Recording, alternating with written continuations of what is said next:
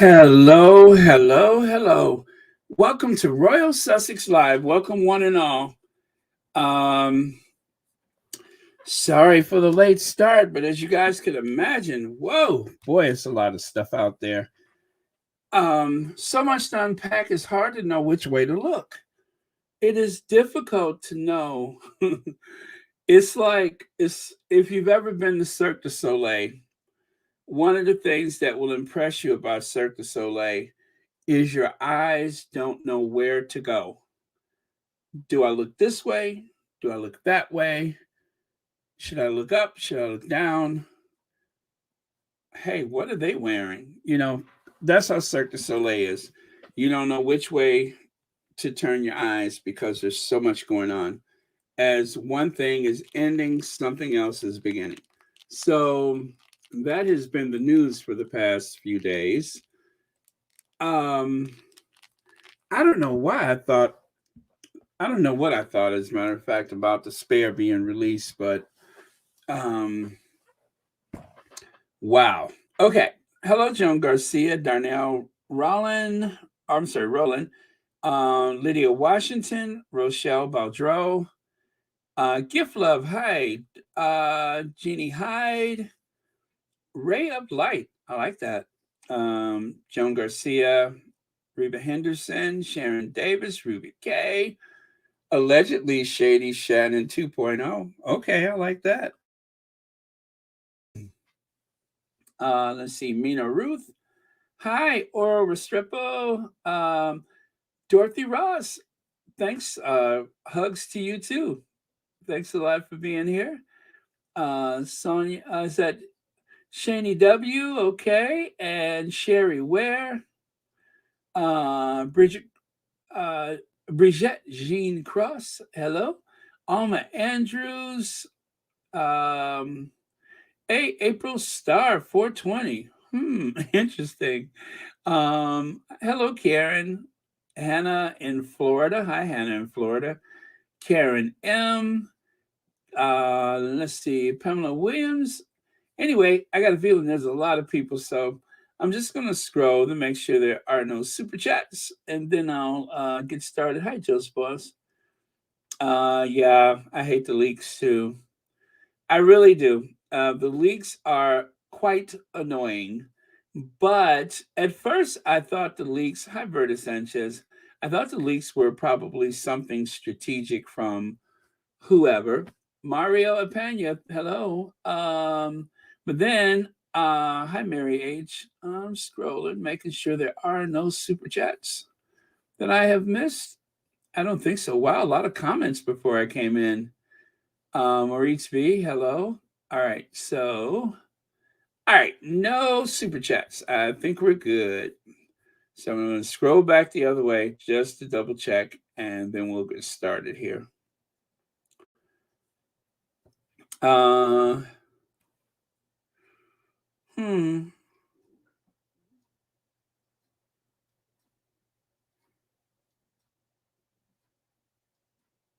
What is that?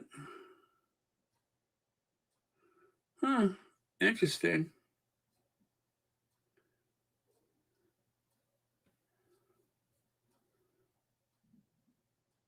Huh. Is that right? Okay.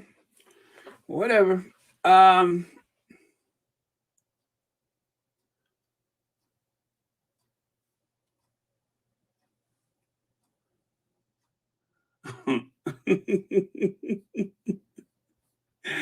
I'm sorry.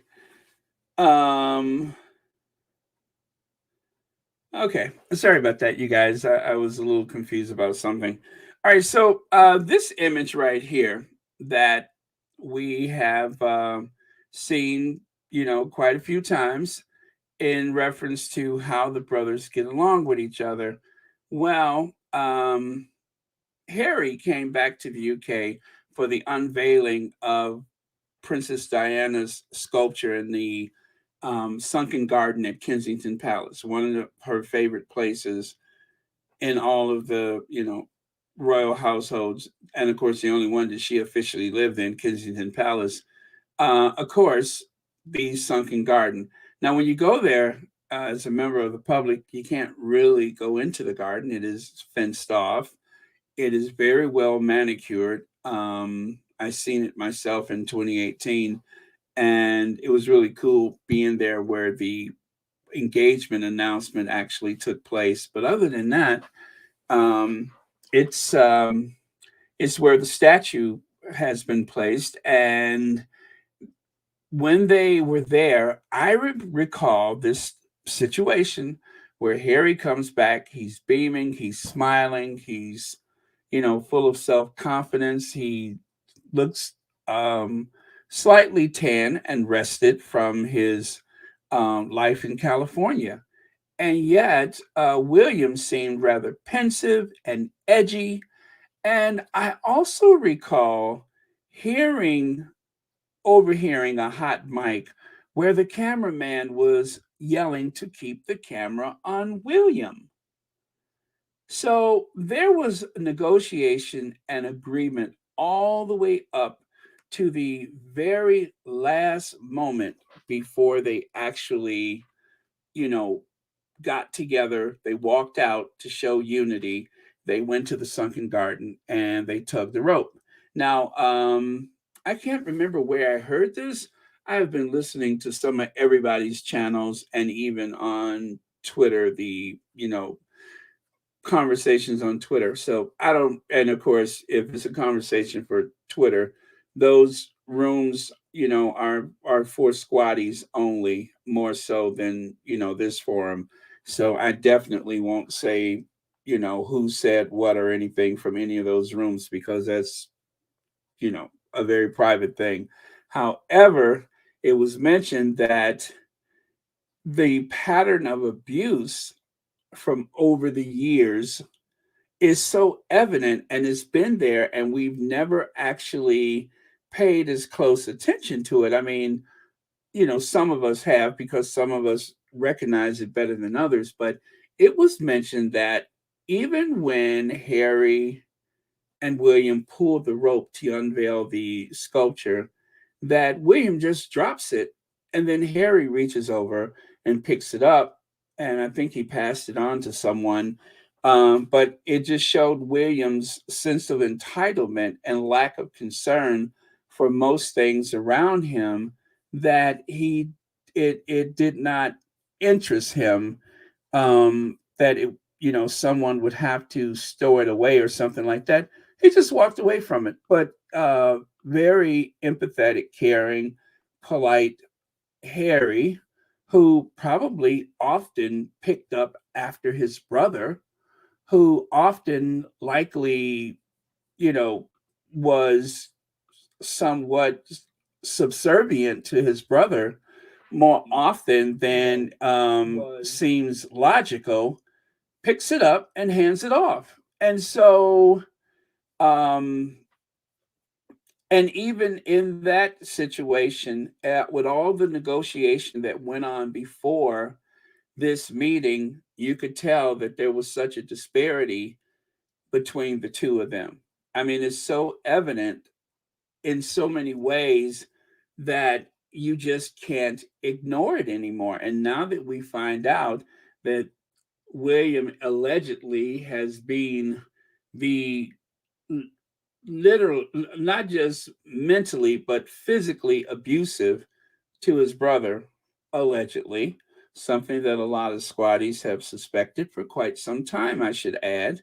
And, you know, it all comes rushing back. Well, what about that time when Harry was just, a toddler and he had this scar? What was it, on the bridge of his nose or on the edge of his nose or something like that?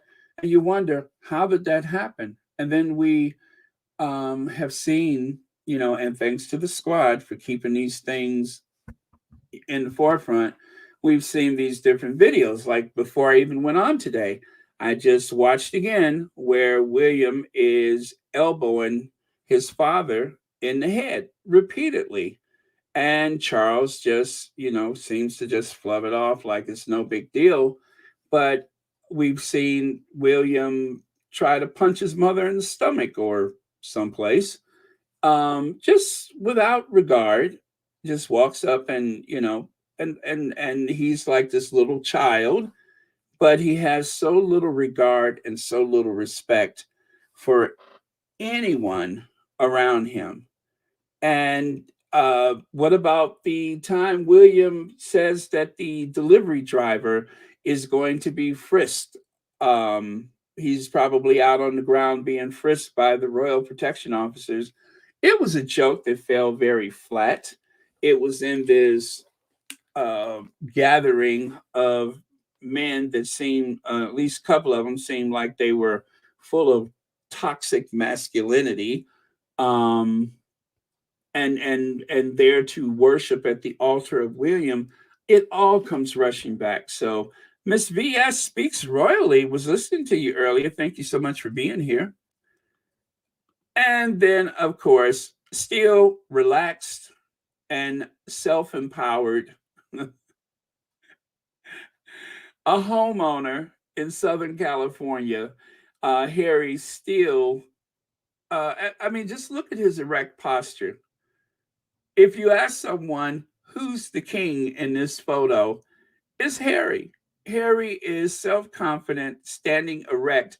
For someone who's been through all of those things over the years, it really doesn't show in his appearance. It doesn't show in his body language, especially not in this moment. Um, Obviously, he has likely had to look the other way on so many occasions, but it just doesn't show. And by the way, their home is in Montecito where there are no leaks. I just like to throw that in there. Okay, so as I was prepping today, I find out there's yet another interview. The Prince Harry interview on Good Morning America Monday morning. Now, from what I hear, there's 90 minutes of interview, but they're not going to show all 90 minutes in one sitting.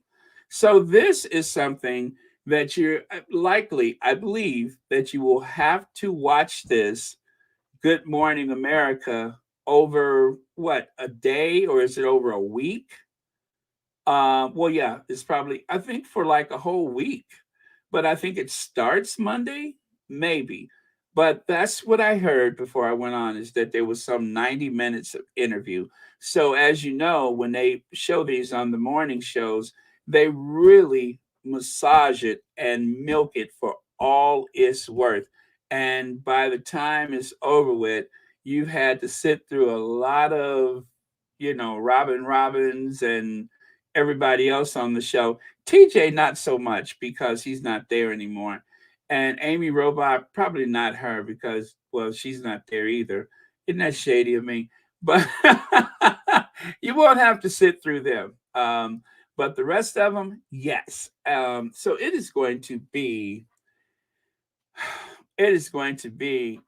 a huge week starting from Sunday and then on to Good Morning America. So 60 minutes on Sunday. Uh, this is Monday. And what day is Tom Bradby? I forget. Is he also Sunday or Monday? Um, let's see. Beth Lewis says this has been a bombshell. That thing is crazy. Yes, yes. To put it mildly. Oh, I'm sorry. That's for someone else. I just want to take a look at a couple of these. I remember the unveiling of Diana's statue. They keep saying, make sure the camera was on William. I heard that because they were more focused on Harry. Such a weird moment. Terry H. It's almost like I don't know. Well, not that I don't know. It's almost like I'm saying to myself, was I dreaming, or did I just hear this guy frantically yelling to keep the camera on William? And I'm just like, it's a hot mic. You could hear it clearly, and and I may have recorded that. I may not have recorded it. I don't remember, but I just remember that there was a ton of negotiation that went on about that meeting. And, nobody knew whether or not Megan was coming because and at the time, I think that wasn't possible because of childbirth. Or was she in the late stages of pregnancy? I don't remember right now. And then the other thing, of course, was whether or not they were going to speak on the occasion. And if I recall, I don't think either one of them spoke, or did they? And I just remember Harry hanging out with his aunts. Oh, sorry, that's what I meant to do. Hi, Baron. We've done nothing but cry today, baby. This was hard for me to hear, but I am going to keep it real. I'm Black woman. I would have had to take a baseball bat to that boy's head. Yeah, there's a lot to unpack, that's for sure. Well, and I don't know how many of you guys were watching yesterday, but it was just this very bizarre moment where one minute we're talking about TV shows. Of course, as you know, when I say that the show is over, sometimes we go over like another 45 minutes of, comments, and then I'm talking about Green Acres, the Honeymooners. And then I kept seeing someone saying something about the Guardian and this and that. And I'm like, what are you all talking about? And I could not believe my eyes. I'm just like, what? And so I read from the article yesterday, from the Guardian, and I'm just like, okay, well, you know what? Maybe this was strategic. Hopefully, this is all that they leak. Well, it seems like someone forgot to turn off the taps, because there's been so much stuff coming out within, the last, what, I'm going to say 20 hours since I heard it, and probably 24 hours or more since. Now, from what I hear, is that the first time that there was mention of a leak, it was from New York. There's a Guardian correspondent in New York that first leaked the information. And it took some hours before things really spread all over the interweb. But they were talking about it even before the Guardian actually, wrote up the article and posted it on their website. William was, and still is, a bully. He was enabled by his family, so he wanted to control all aspects of Harry's life, including who he dates, marries. People need to stop blaming Harry for speaking out. Well, and you know what, guys, there is a precedence for that with the royal family, because the Queen was very much in control of Margaret's life up to a point, but Margaret couldn't announce things until it was the right time. Margaret could not marry who she wanted to marry the first go round, because they said it wouldn't have been right. And just imagine that Margaret, the Queen's sister, was prevented from marrying a divorced man that was her father's equerry. And yet, all these years later, Charles, who, likewise has had a interesting, sex life, if you will, all these years later, now we find out that the that Prince Charles marries someone that, herself is divorced. He divorced, and of course, his ex-wife died by mysterious circumstances. I think we can all agree about that. There's no way to qualify exactly what happened, but I won't get into that right now. But so there's all that going on, and it just seems like it's centuries between the time of Margaret and the time of Charles actually marrying Camilla. And it's just like all of that pain and hardship that they put Margaret through. And then every time something like that happens, one of the common themes is that most people that they poll wants them to be happy. They don't care about a divorce. They don't care about the protocols and such. They wanted, what was it, Edward the Eighth? Yeah, I was, yeah, Edward the Eighth. They wanted Edward the Eighth to be happy with Wallace Simpson. Most people did not care, but it was the government, as well as the other aristocrats and such, that made a big fuss about it. And then with Margaret, Margaret was given the ultimatum: you either marry, you either keep your title and your privileges, or you marry him and end up in some little cottage somewhere. And of course, she decided to keep her privileges, which is really sad because if she'd just waited over time, I'm pretty sure she could have gotten everything that she wanted. But, they put a lot of pressure on her. All of your constitutional obligations, and your sister is the head of the church. Just really sad. And then over time, if nothing else, Charles has proved one thing. If nothing else, is that you give it enough time, you could have whatever you want, including your side piece being known as the queen consort. Just give it time. And over time, all is forgiven. And it's just unfortunate that they did not have that foresight at the time to see that they could have just let everybody be happy, at least because if you're real and genuine in your affection for someone, people will come around. People will come around. Not everybody, but enough people to make sense out of it. So, thank you so much, Dee Dee. I appreciate your comment. Wait, did I even look at it? Yes, I did. Sorry about that. I wasn't sure by the time I finished. Okay, so let me take a look at their. Oh, Elaine Parker, thank you so much for the super sticker, and thank you so much for watching Royal Sussex. And happy Thursday to you. And thank you for being a member of Royal Sussex. And then, of course, there is a super chat I saw somewhere out the corner of my eye. There it is. Shelly L says, "Hey Baron, your slow mode ain't slowing. Really?" And I know for certain I turned it on. So let me try that again. I will try it again, and we'll make it do what it do.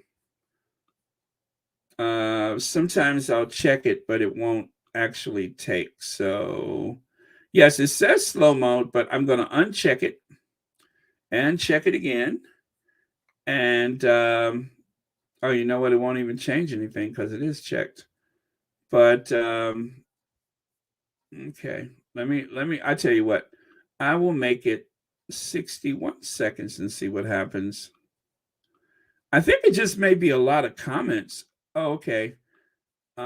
It says I can do this, and then okay, I'll reset it, and it should work now. All right, thank you so much for that, and I think we're in business. And yeah, there it is. It says slow mode again. So slow mode off, slow mode is back on. Very good. So yeah, maybe just a lot of comments, I suppose. But thank you so much for saying maybe it just needed a little boost. And thank you, as always, for the super chat and for watching Royal Sussex. Um, I was going to talk about that later, but since we're on the topic, I'll just say this now. Coming from Fox News, I know Camilla Tominey has been exposed as a liar on several occasions, but either she did say it and now she's had a change of heart, or she didn't say it, and perhaps maybe there's a case to be made. um Maybe somebody needs to call their lawyers, but I'm not ready to say that it was not said, because we just don't know. Because anything could be said over a conversation, or any favor exchanged for approval to be quoted for a conversation, and then it can quickly change once the heat is on. So I don't know. I'm not calling anybody a liar, including Camilla Tominey, because I don't know. I would love to believe that the granddaughter did not say that, but it just seems awfully strange that um, I don't know. The timing of everything just kind of strikes me as odd. So hopefully she didn't say that. And you know what? Maybe this is a necessary lesson for the grandkids of Nelson Mandela to stop talking to the press because they're using you. Now, of course, if I needed something in exchange for me talking to the press, which, full disclosure, I don't know that that happened. I'm not saying that that happened, but if I needed something for, in exchange for that, and things have really been going bad, that would be a lot of temptation for someone to just invoke their privilege and naming rights as a Mandela to just say a couple of words in their magazine. But at the same time, have some integrity if you really want to live up to the name Mandela. You got to be stronger than that. Just stop talking to the press. I know the temptation must be incredible, but just stop talking. It's you'll never be as important. And trust me when I say this, you should never say never, but none of those grandkids are ever going to be as important as Nelson Mandela. So just stop talking. Nobody's interested. The only people that are interested wants to make a fool out of you or misquote you or use you for clickbait, and they'll never get out of it the amount of money that the tabloids have gotten out of it. Not to mention that it went very mainstream press by the time it was over with. So that makes me kind of skeptical about this idea of whether or not she was misquoted. I'm not sure of that. All I heard was, "Oh, I can't believe this has been blown out of proportion." I'm on the fence about that one, but thank you so much for your comment. All right, so I need to move on here because there's a bunch of stuff.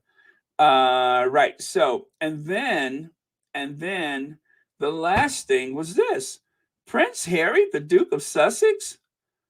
Um, that's Tuesday night. That's Tuesday night. Did you guys see this? This kind of just crept in, and I'm just like, is someone like and honestly, I love to make sure that these things are legitimate, but I couldn't find it anyplace else, and I just said, well, you know what? I'll just ask the squad because you guys are pretty effective at finding whether things are not exactly what they say they are. So, please do some detective work while we're here and find out if this is real. Actually, I could actually look right now, Prince Harry, uh, the Late Show. Is it the Late Show?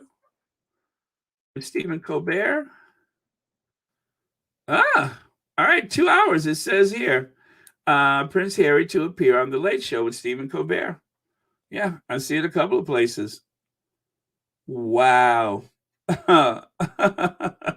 Even ET Canada is saying that, so I'm guessing it's true. Wow. Wow. Harry is going to blanket the airways. So, you know what? Hey, Mo Shannon, I'm so glad you're here.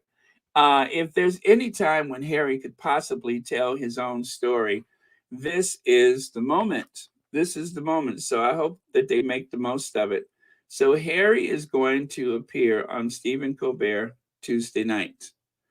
So that means, of course, he's going to be live in the studio audience, I would imagine. Um, oh man, my head is spinning. I'm telling you guys, I don't know which way to turn. I'm just like, do my eyes go here or should I look over there? I feel like I'm at Cirque du Soleil again. Alma Andrews, thank you so much for the super sticker. And thank you for watching Royal Sussex. And as always, I'm so glad you're here. I greatly appreciate it. And also, there is a super chat from 10. William taunted Harry to hit him back, so he leak Harry hit him, or worse. 10. It could have been worse. William may have taunted him with the hopes that Harry would strike him back, and of course, whatever exchange they would have had at that moment, you know who was going to be blamed for it. they were going to blame Meghan. They were going to blame Meghan for whatever exchange took place between the two of them. So I'm so glad that Harry saw that things was heating up. He went to that very tiny, inappropriate kitchen in that servant's quarters that was given to the most popular member of the family, um, the Nottingham cottage. He retrieved a glass of water and gave it to William to try to calm him down. But of course, William was incandescent with rage. And at a certain point, there was the attack. I believe Harry. Harry doesn't lie. Harry does not lie. That's one thing I'm so sure is that Harry just doesn't lie. Only an insecure person is a chronic liar or a sociopath, but Harry is neither. So I'm certain that he told the truth. And thank you so much, Tin. And thank you so much for watching Royal Sussex. Okay. Compton Caligal says the heirs control the other family members who need them for survival. William knew when he met Meghan that she had earning capabilities and he wouldn't be able to have power. Ooh, Compton Cali girl, that is brilliant. He knew he wouldn't have power over Harry ever again. That is brilliant. That makes so much sense. That makes so much sense. And you know what? One of the things that I felt for a long time, and I said it, in the past, is that Harry would have himself and his family controlled by the sovereign. First Charles and then William, because William, just like Charles at this point, really controls the purse strings for many of the royals, especially the ones over at the world's poshest housing projects or estate council housing, and that of course Kensington Palace. If you are dependent on the sovereign grant, if you live in a grace and favor apartment or cottage, then you have to tap dance to the music of the sovereign. And so, obviously, I'm pretty sure that once Megan came along and pointed out a few things, rightly so, like why are you keeping your clothes in storage bins? Why do you not live in proper housing? And of course, as I said yesterday, Oprah said, no one's gonna believe this. Or what is it? No one will ever believe this, as Oprah would say. And I love the way Harry and Meghan just kind of did their little imitation of Oprah. No one would ever believe this. It doesn't make sense. You hear Kensington Palace and you think posh accommodations. And it's so amazing how they were comfortable with Harry living in these rather subpar standards. I mean, I'm pretty sure that a place as old as that likely had lead paint residue and such about. It probably hadn't been properly renovated for years and wasn't likely scheduled because no one would ever see it. And of course, after Harry moved out, when and if he ever moved out, they would just give it to a secretary or someone that works for the firm, which is who's supposed to be living there. Harry was the only member of the family living in a cottage. Everyone else lived in halls, houses, palaces, or castles. Even Lady C lived better than Harry. Okay? And she's not even aristocratic. She pretends to be. But everybody lived better than Harry. Now, I don't blame him because, he's a pretty modest person. This is a person who flew in a Black Hawk helicopter, uh, which means that during times up there, you're peeing in a jar. Didn't matter to him. He was just glad to be there. But as for the rest of the family, they had the poshest accommodations, and it just never dawned on anyone, or nobody ever cared enough about the way he was living. And because Megan, being an American, being of African descent, I guess they figured that's where she belonged, was in the servants' quarters. And they only left one cottage to go to a little slightly posher accommodations over in the Great Windsor Park. Substantially posh in comparison, but Okay, so let me see. Thank you so much, Compton Caligar. You really hit that one out of the park. I appreciate that. Okay, and then moving on. So Michael Strahan is. By the way, is Church Nelly in here because Church Nelly get confused sometimes, and I don't want her to do anything that might get her arrested. But Michael Strahan says it's going to drop a lot of jaws. Okay, so if you're watching Church Nelly, I said jaws. Jaws. It's going to drop a lot of.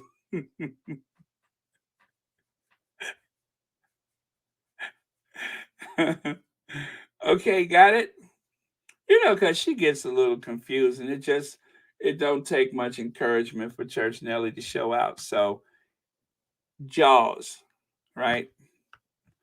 JAWS is going to drop a lot of jaws.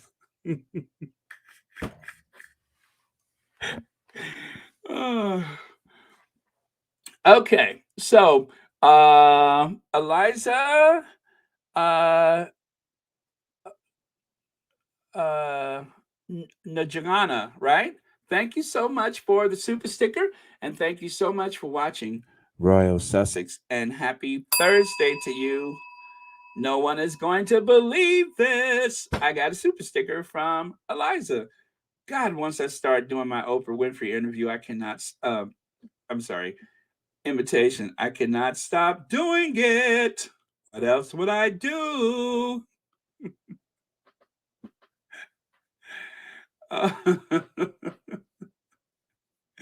come on out, Tom Cruise.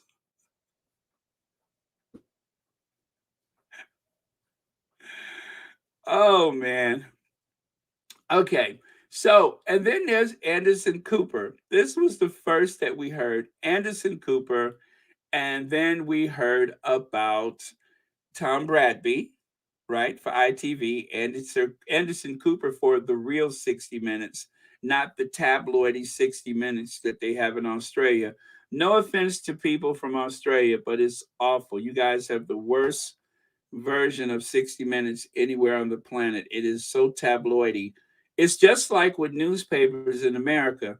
Most mainstream newspapers are not tabloids, although they have become increasingly slanted toward the right wing because they have been bought up by a lot of people like Murdoch. But most of them are not tabloidy. Americans don't want that.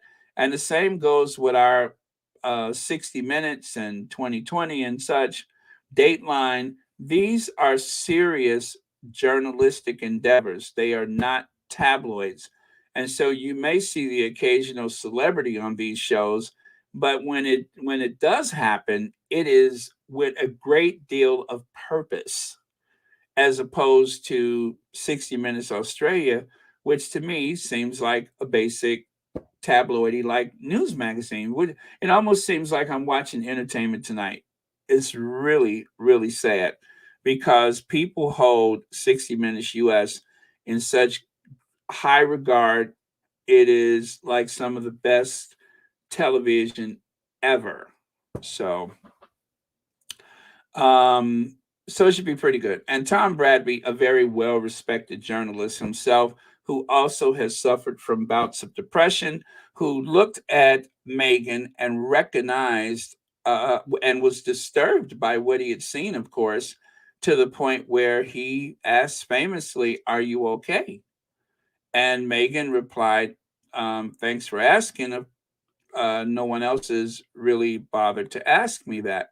So, very serious journalism, very serious journalism. And it's really sad that 60 Minutes, in my opinion, has literally been hijacked like that and turned into something. I mean, they had Thomas Markle on there and not in a good way. I mean, if it was really going to mean something, yeah, put him on TV, but it didn't. It was just more of the same. They didn't ask him any hard questions. They didn't expose anything about him. It was all stacked up against the Sussexes. Very poor form. All right, so that is my rebuke for the, you know, other 60 Minutes, not the real one. Martha, thank you so much, Martha 2021, for the super sticker. And I'm doing Oprah Winfrey again. No one will believe this. I gotta stop doing that. It's so tempting, though.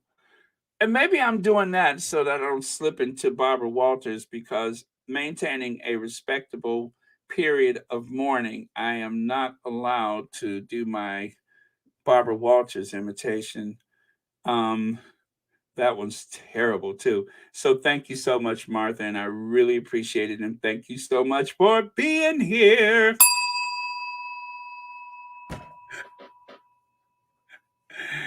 God help me. Okay. Nottingham Cottage. Oh, that was for someone else, but I'll take it. Is the equivalent to servant quarters, but not even part of the palace.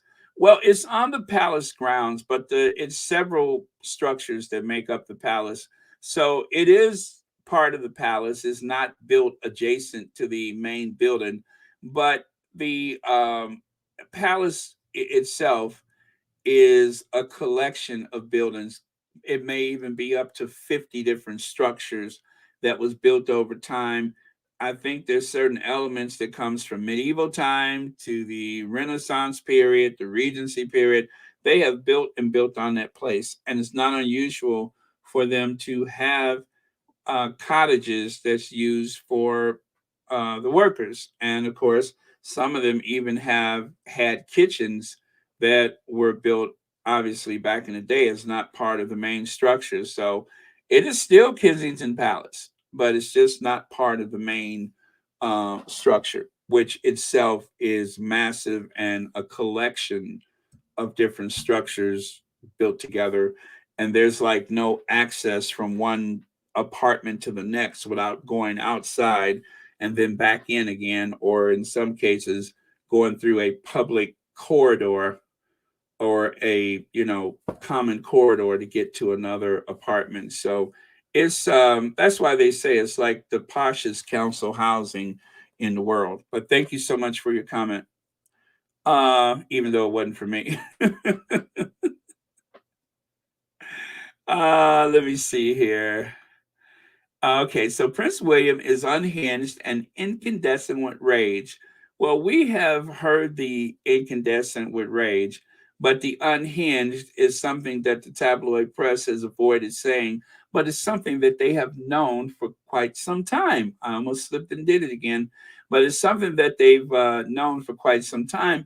And I believe that they were trying to throw it out there because at the end of the day, even though the odds have been stacked up against the Sussexes, they still want to talk about these things. But because they are not allowed to do so, either by their employer or if they want to continue to have access as part of that invisible contract, they want to talk about these things. They want to talk about all of these things, and quietly and discreetly and ever so subtly you could almost hear the glee in their voices that they have finally gotten a chance to talk about what really happened. I am sure that this has been common knowledge amongst the royal reporters, and that no one was willing to speak about it for legal purposes, as you heard that guy say.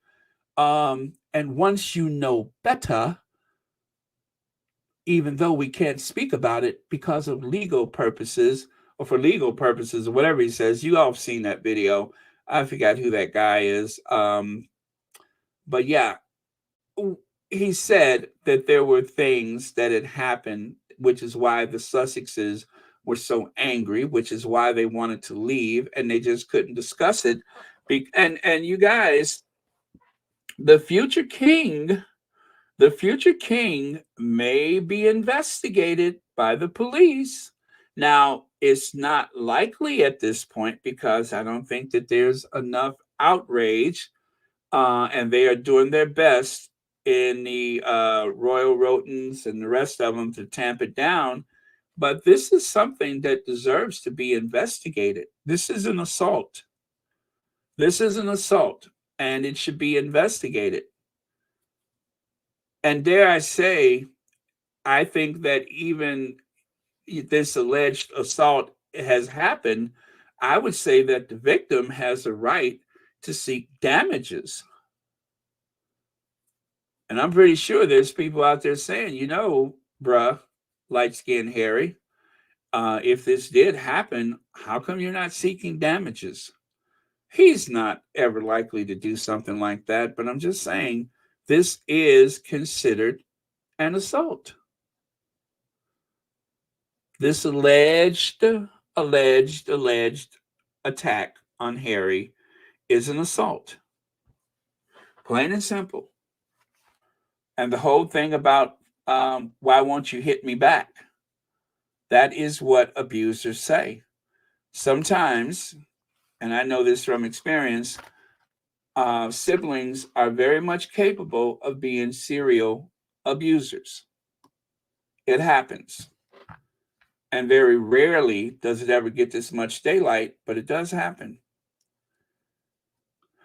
Let me see. Tom Bradby was dragged for his interview and didn't space incandescent with rage cut him off per sources. Well, there was a public declaration from William that he was no longer going to be friends with Tom Bradby. And if there was any error in making that announcement by the media, or did that happen through an official at the palace, or was it just something that was circulated or briefed by the household staff?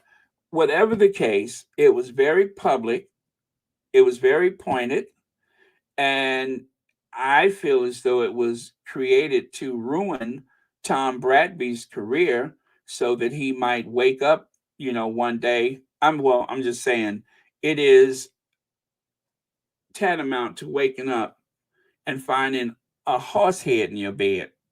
It's like an old mafioso move. You're sleeping and you're having a good night's rest. Maybe you've been kind of restless the past couple of days. And people are kind of dragging you because you actually gave voice to what the Sussexes were going through. And the next thing you know, you wake up and there's a horse head in your bed.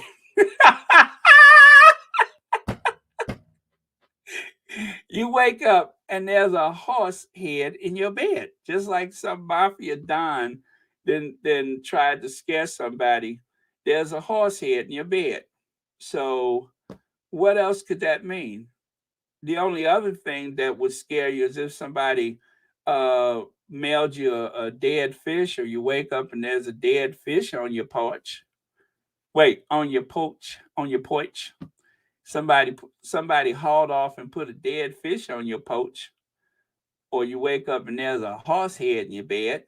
Those kind of things would frighten people. So Tom Bradby was supposedly, shaken by this.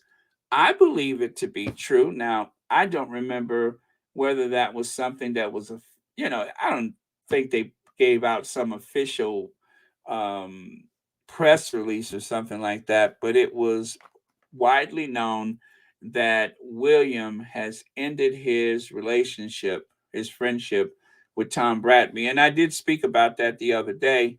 and even showed where Tom Bradby had attended both brothers' weddings, Williams in 2011's and Harry's in 2018. And of course, since that time, figuratively speaking, Tom Bradby woke up with a horse head in his bed. He woke up with a horse head in his bed. So,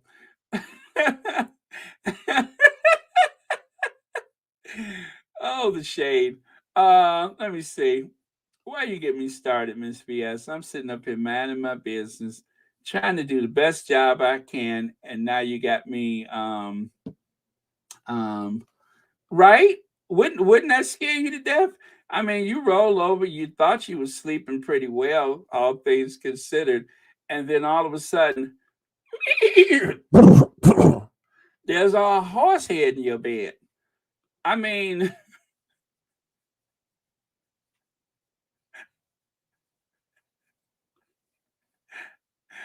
uh,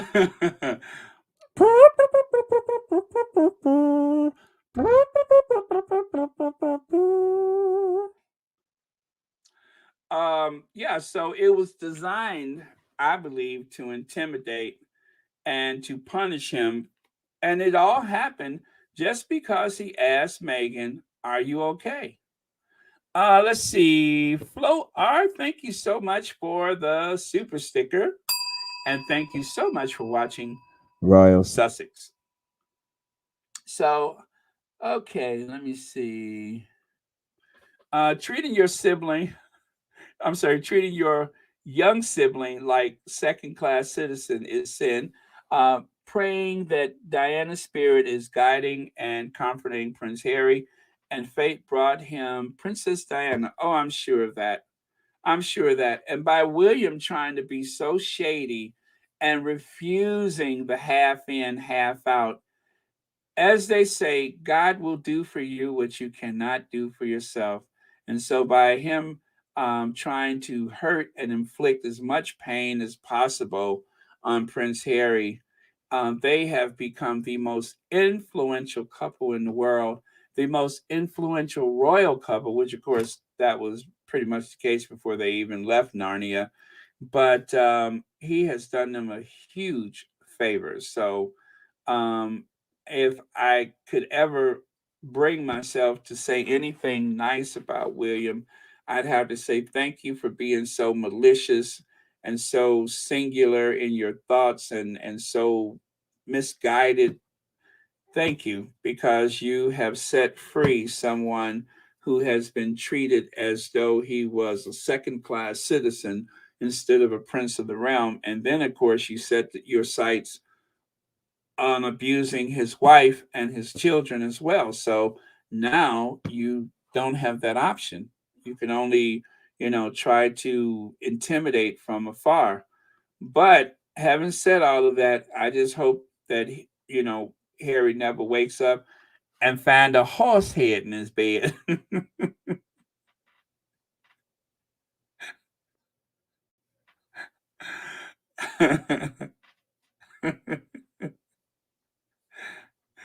Oh man. Does Peter know about this, by the way? Have anybody been in touch with Peter about them leaving horse heads?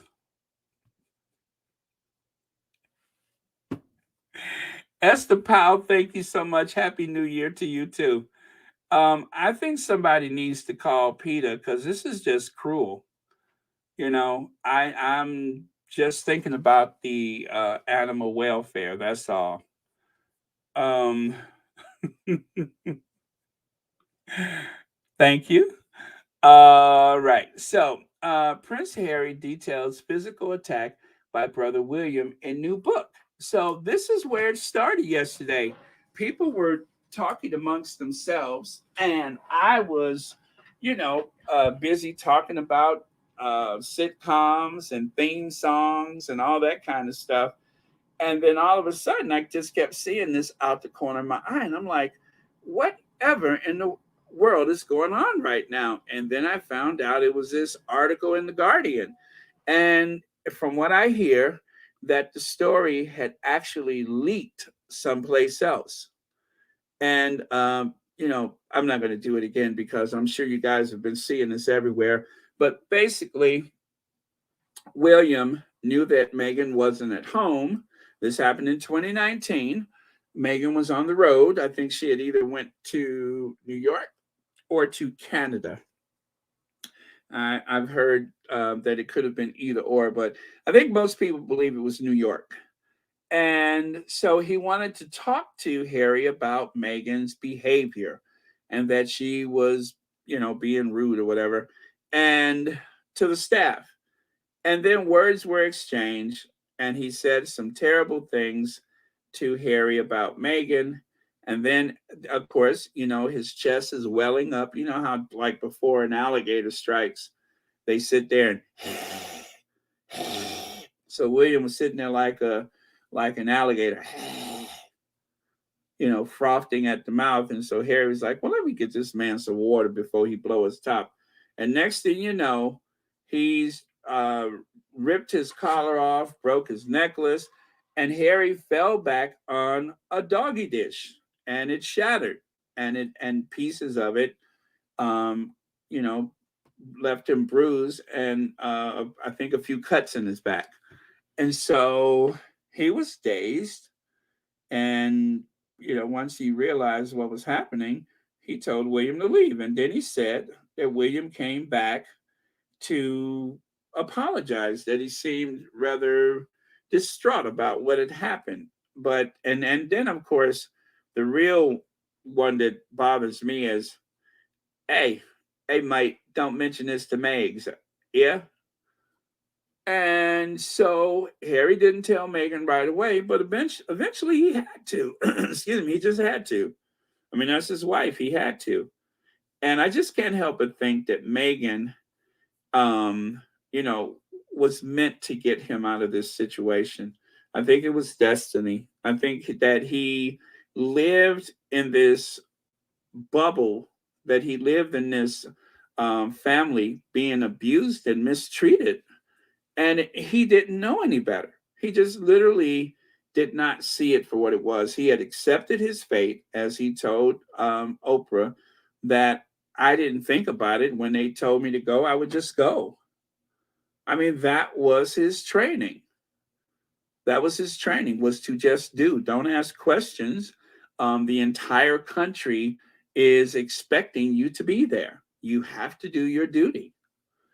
And let's see, Big Mama says, I wonder, are they going to use the no complain, no explain motto about the attack on Harry? For now, yeah.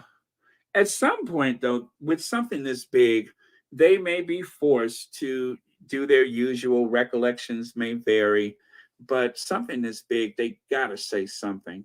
I mean, it seemed like the prudent thing is to put some kind of press release or something out there. It would be foolish if they didn't, and not to mention careless. But if they choose to not do it, then I would totally I wouldn't expect anything less from them but to try to ignore it and hope that it goes away. Megan would wonder where his facial and hand bruises came from. Yeah, definitely, definitely. So, I mean, he could have just downplayed it or whatever, but he had to tell her, and he did. I mean, he could have omitted certain details, and but I think he just straight up said, "Hey, this is what happened." Um, but that's a tough situation to be in because, I mean, that's still his brother, right? And how do you how do you tell your wife that your brother is a monster? Now, there has been further leaks, and I know that you guys have heard this already, but there has been further leaks about a confrontation with William where he got in Megan's face and started pointing his finger, to the likes of which Megan said, in so many words, get your finger out of my face. You need to get your finger out of my face. Now, I don't know if at some point, we're going to find out that some of these leaks may be inaccurate. So far, we won't know until the book comes out. But if any of these are true, if some, all, many, or none of these are true, we will find out in short time. But it has been said that, um, let's see, what is the headline here? It's rude, Meg. Well, okay, I'm sorry. It's rude, Megan. These things are not done here. Harry reveals astonishing moment. William confronted Megan for telling Kate she had baby brain, before she snapped back, "Take your finger out of my face," in a row over wedding. So I've never heard the term baby brain. Now I've heard the term baby fever, where someone has a child and it's just like, you're in this, shopping mode, or you just want to see the child, you want to hold the child, you want to look at the child, or sometimes hours go by and it's all about the child. I heard of baby fever, but baby brain. Now, from what the article says, that's supposed to be like a situation where you're clouded a bit. As a pregnant woman, you're supposed to be clouded and like a hormonal imbalance, I guess is what it means. I don't know, and maybe if it was said at all, maybe it means different things to different people. So I don't know. I don't know what to think about that one. But the idea that there was a confrontation and then you have this big lunatic with his finger in your face, now that takes on a whole nother dimension. That takes on a whole nother dimension. And, whatever LA roots that are there, there's we have that thing in the community where you just don't put your finger in my face. If you have a disagreement with someone of African descent, especially from my neck of the woods, that is not a good thing. That is not a good thing. Don't put your finger in my face. That means next I am going to be all over you like a cheap suit. So I'm pretty sure that I hope that that didn't happen. I'm just going to say I hope that that didn't happen. I couldn't imagine a situation like that, but I hope it didn't happen. Uh, uh, Thank you, Miss VS. Let me see here. Oh yeah. Wow, a lot of comments. I'm just gonna. Okay, let's see here. VS says baby brain is real. I've seen it. I've seen it. Friends, coworkers, family. But baby brain doesn't cause one to act like Will. Maybe he had baby brain, baby Peggington. Yeah, like those got milk T-shirts. Got pegged. Got milk. Okay. Let me see. Okay, that sounds too weird together. Okay, let me see here. It is said that the book was obtained from France and is being translated by journalists here in the UK. So that's where the dripping is coming from. Okay, now that's the first I heard France. I heard it was from New York. But either way, this book is too big to not have leaks. It is. It's too big. You would hope that there's no leaks, right? But the big difference between this book now and a J.K. Rowling book, even 5 years ago, is that there is just information only moves faster by the day. It's not going slower, it's going faster. And in an instant, I mean, you can scan pages in an instant and translate it in another language at the blink of an eye. So even if the person who had the book doesn't speak French, they could have just either read it and quoted or translated it or whatever. It's just too easy. All of these things are just too easy. just messed up. But you know what, guys? How do you distribute a book to tens of thousands of people without someone just tearing the open corner of a crate and taking the book out? It would be impossible. I mean, what are you going to put an armed guard on every box or pallet of books? It's impossible to police something like this. What we really should be wondering about is how did it take so long for this to happen? I mean, it's not like they just published the books in an instant. They want people to have those books in their hands on the 10th, or they want people to be able to download those books and have it in their hands by the 10th. So it was inevitable. So I don't like it, but I think it was almost impossible to police something like this. Okay, now that's how I understood it, Anastasia, is that it's when a mother is sometimes forgetful. That's what they were saying. And so there was a conversation, and from what if I recall correct, that either Kate said that I didn't say something, or I forgot something, and Megan said, "Well, maybe you have baby brain," and then that caused great offense. Now, for any, and of course, this is only what I've read and what I've heard, that when you're pregnant, you have your hormones surging and racing about, and all kind of things can happen to you, none of which was a consideration when Megan was pregnant, by the way.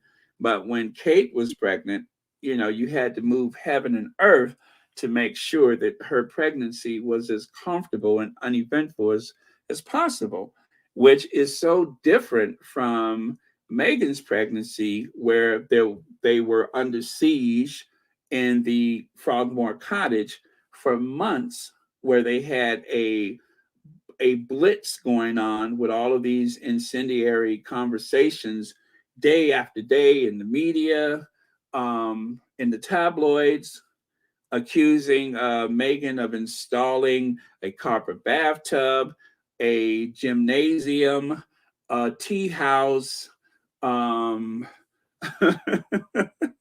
what else? An observatory. There was all of these things that they had accused her of. Wow. Oh, and don't forget, even before that, why is she touching her tummy so much? Why is she doing this? Why is she doing that? And of course, the baby shower, that situation was horrific. What was supposed to be a discreet trip to New York turned into this massive incident where, you know, it was as though they thought the public were paying for her baby shower. Why is she having a baby shower? Royal brides don't have a baby shower. Well, you're not going to take the American out of Meghan, so the Meghan part of the royal family has a baby shower. But they turned it into something grotesque, and that was just awful. I mean, I will never ever forget how awful that period of time was. So why not, make exceptions for Meghan, who obviously was, as she was having her first child, needed more support, but instead all she received was hostility and briefings from Kensington Palace. Let me see. I see there's a few of these. I hope I don't miss any. Leg says, have you noticed that they are modifying the article? Originally, M calmly said to the effect, it is harder to do with your finger in my face. Let me see. It is harder to do with your finger in my face. However, now they are twisting it for M to seem angry.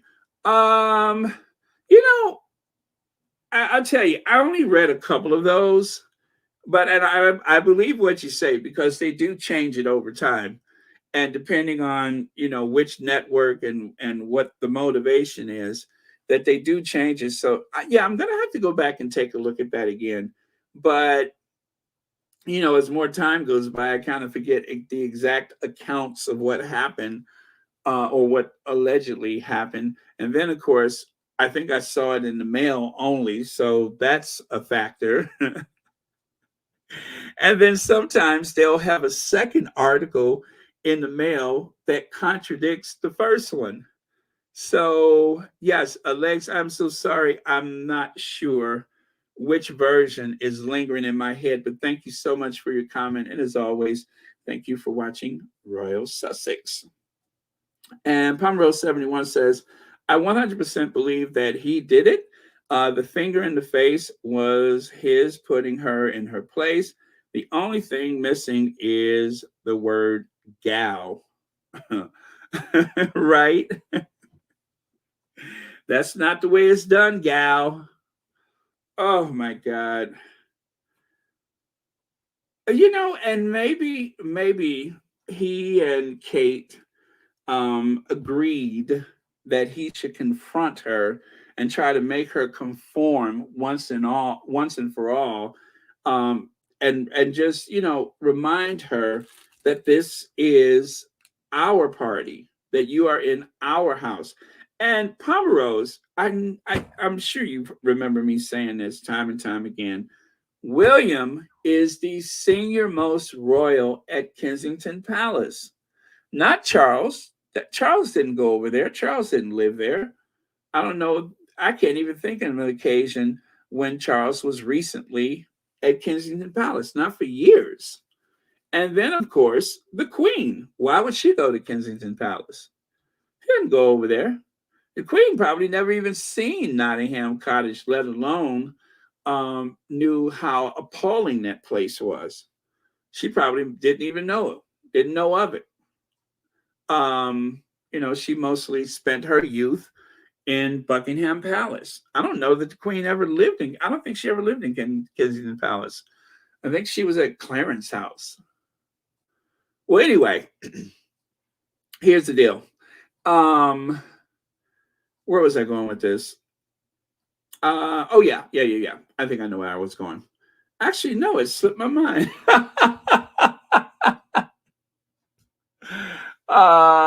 Was it about Kensington? God, I forgot. Oh well. Oh, it'll come back to me. But yes, thank you so much, Palmer Rose, for your comment. And thank you, as always, for watching Royal Sussex. Man, that slipped my mind. What was I about to say? It was something about Kensington Palace, something about Gal. Oh, let me see if my bell will jar my memory. Nope, nothing. Let me see. BW says, maybe I got baby brain, huh? Maybe that explains my stomach. Maybe I have baby brain. Uh, All right. All right. So anyway, now it makes sense why Harry and Meghan break with the Royal Foundation and move to Frogmore. Yeah, oh yeah, I know what I was saying. I was saying that William was the last word, the ultimate authority at the Kensington Palace. And so those courtiers, those, you know, people that are supposed to work for Harry and Meghan, as long as they were all in that location, and given the temperament of William, how in the world could anybody stand to be in that environment? Because no matter what happens at the end of the day, the same way William went over there and felt that he was entitled to attack his brother, allegedly, that is the same William who allegedly felt that he was entitled to go up to this American woman of African descent and wag his finger in her face, allegedly.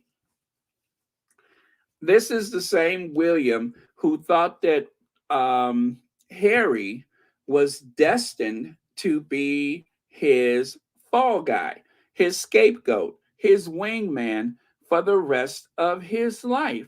He thought that Harry would always be there as his chew toy. And I believe that William, given his temperament, given his personality set point, obviously took umbrage to the fact that Harry was starting to think differently about his future. I mean, you don't have to have somebody come over and ask you, why are you living like this if you're doing most of the work? Why are you living like this if you are the most popular? Why are you living like this and your brother is set to inherit the Duchy of Cornwall and eventually the Duchy of Lancaster? Now, what I read is that this I really remember because it was so, you could just look at the photos. We've seen Nottingham Cottage. We've seen the photos of Will and Kate's apartment where they invited the Obamas. There is works of art, antiquity. Um, of course, it was Princess Margaret's apartment, which means that out of all the apartments at Kensington Palace, this was the largest accommodations available. Okay, it was the best, and the public spent millions to renovate it for the use of the Cambridges, only for them to decide that that's not private enough. And so the Queen gives them Admiral Hall. There was a family living at Admiral Hall, and they were evicted. They didn't want to go, but that cottage, or should I say, I'm sorry, that house, Admiral Hall, belongs to the Crown Estate. And the Queen said, you got to go, you got to go. So then they were kicked out. Um, and then, of course, they weren't satisfied with that. They wanted to be closer to the Queen. So they moved to Adelaide Cottage. So they said. But then it turns out Adelaide Cottage was actually what Harry and Meghan was hoping for, allegedly, and that they wanted to move to Adelaide Cottage. But when William, spiteful, angry, mean, cruel, William heard about this, then all of a sudden they wanted Adelaide Cottage, along with another property that they have in Scotland to go along with the frequent vacations that the family take every year. That's a lot of moving about. And I could believe that. I could believe that about the Adelaide Cottage because it just didn't make sense, school or no school, it didn't make sense that they just needed to have a. So if you're going to keep Adelaide Cottage, what happens to Admiral Hall? If you're going to keep Admiral Hall, then what about Kensington Palace? What activity with the infrequent amount of work that you do, why would it be necessary for you to be in Kensington Palace? I mean, I know the offices and stuff are there, but I heard that before Meghan came along, that it was rare for most people on staff to ever see the principals. This is why they were so bothered by Meghan's presence, is because when Meghan came around, they actually had work to do. She would follow up, ask questions, and yes, send emails at, you know, early hours of the morning. Whenever she thought about it, she just drop it in there while she was thinking about it. Can we do this? Let's look at that. What about this? What about that? And then, of course, William decided to tell her, it's not done like this. Everyone's complaining. We don't really see them that often. Then what are they there for? To open up fan letters and put the money in their pockets? Wink, wink, allegedly. What are they there for? And yes, people do send them sometimes things of value that there is no further record of. I know this to be true. People send them stuff. You would be amazed at some of the stuff that people send them that they never even know about because it has to go through their staff first. Now, officially, it is supposed to be accounted for, but that's just like sending someone a shopping bag full of money. Well, it may or may not actually be recorded, or you may or may not hear about it until years after it has happened. So, there's just all that going on. Anyway, thank you so much, BW. I'm not even sure exactly how I got there. Let me see. Naomi Maria says, Baron, that's okay for you to rubbish 60 Minutes Australia because they jumped the dark side of the fence.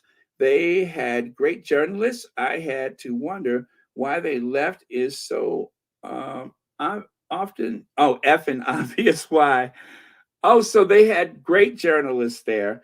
And then for some reason, I'm guessing you're saying it became more like a tabloid, and some of those journalists that had any type of respectability decided that it was time to go.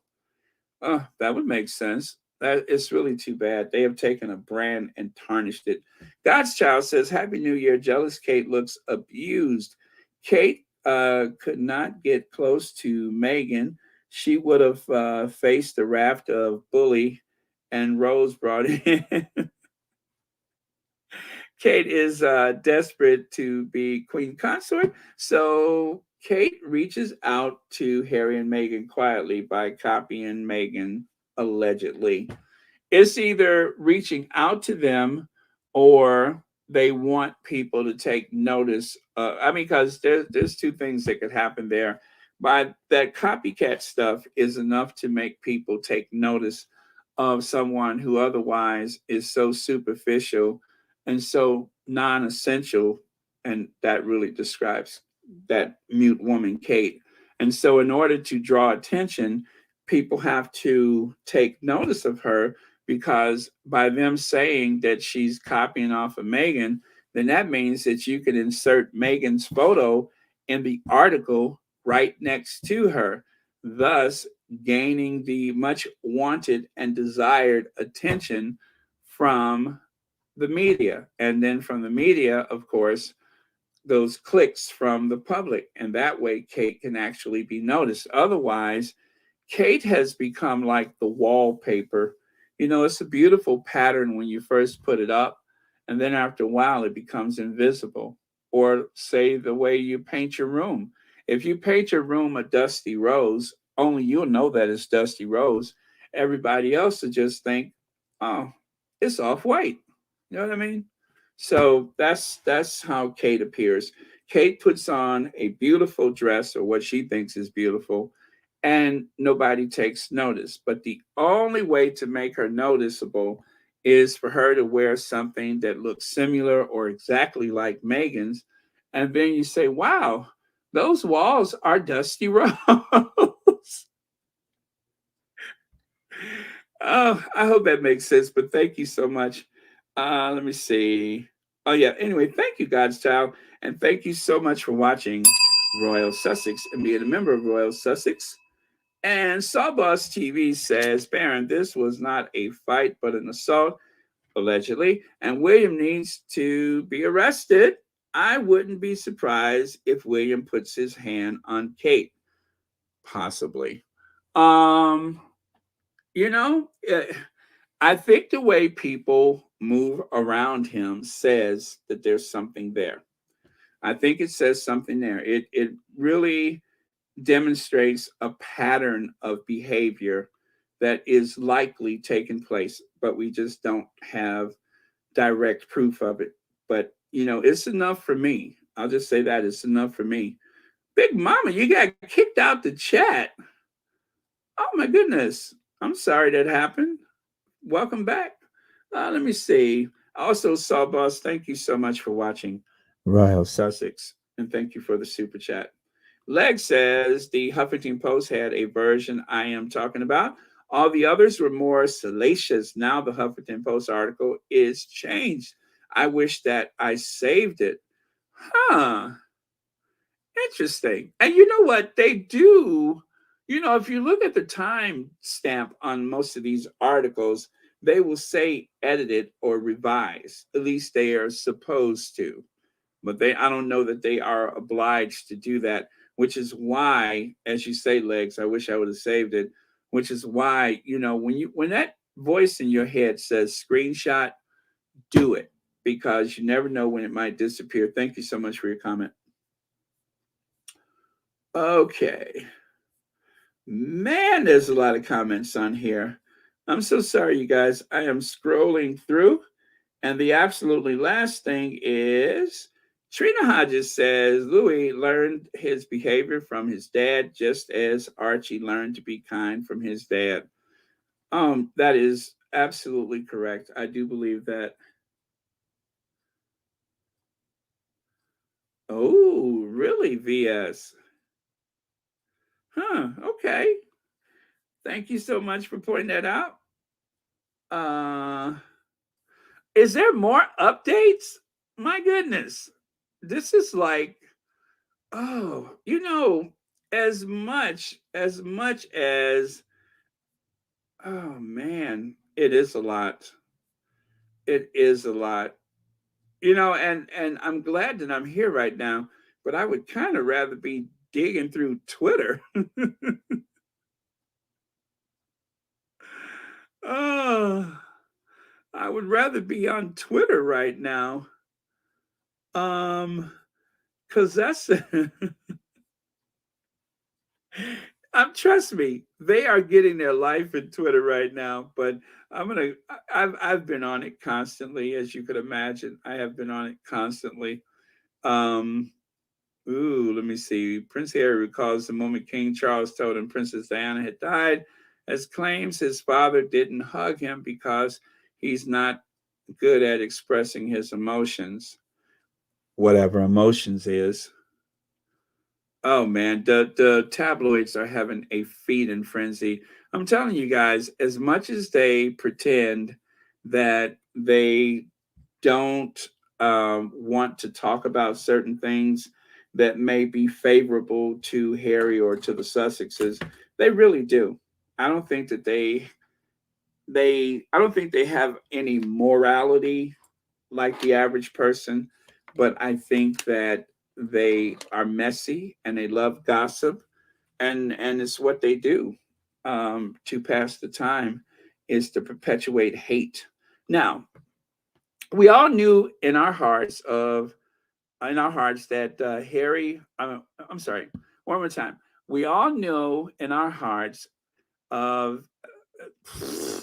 We all know in our hearts of hearts that Harold Marco is a slightly dim but fun-loving chin who flew Apache helicopter gunships in Afghanistan and cavorted around Las Vegas hotel rooms with naked hookers. But then along came Megan, who obviously used some vivid bedroom promises, right? To turn him into a warrior of the woke. Now, you guys, I do believe that this is from Jeremy Clarkson, right? I believe that that's part of his column. And over here, you can see Nika impeccably placed sources says, wonder why that Harold name sounds familiar. Guess who else used it? The man who wanted Megan violated in public, Jeremy Clarkson. Um, this is probably some type of chatter that has gone on about Megan behind the scenes for quite some time.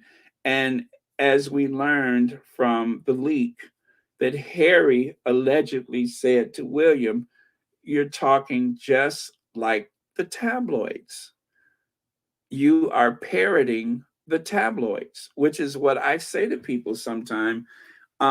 Just like this one person tried to tell me that Megan doesn't have any black friends. And I'm not sure if that's what that person really believed or if it was just to pull my chain or maybe both. It was supposed to solicit a response from me. Um, because people know how I feel about Megan. So perhaps that was supposed to solicit some kind of response from me, a negative response at that, but a response just the same. And sometimes when people are in pain, they want to make you hurt too. And so they will say and do things to get a reaction or to at least so that they can be as satisfied as possible that you're hurting too. That usually doesn't work on me because I kind of see it coming. especially if I know that you are parroting someone else's talking points. Then I think either you're playing ignorant or you're just trying to hurt me with your talking points, or you're trying to disparage someone with your talking points. But it's a tactic that people use, and because I'm like hyper aware of that tactic, because I'm always telling you guys my theory about mass media and why I try to avoid certain programs, because they are really gaslighting you. They're brainwashing you, and they're trying to tell you how to think and how to react to people so that you have that I just don't like her. That is what they really want from you. And of course, at election time, those pundits, they give you just enough information to keep you coming back so that you believe that they are the only credible source out there that can tell you what's happening.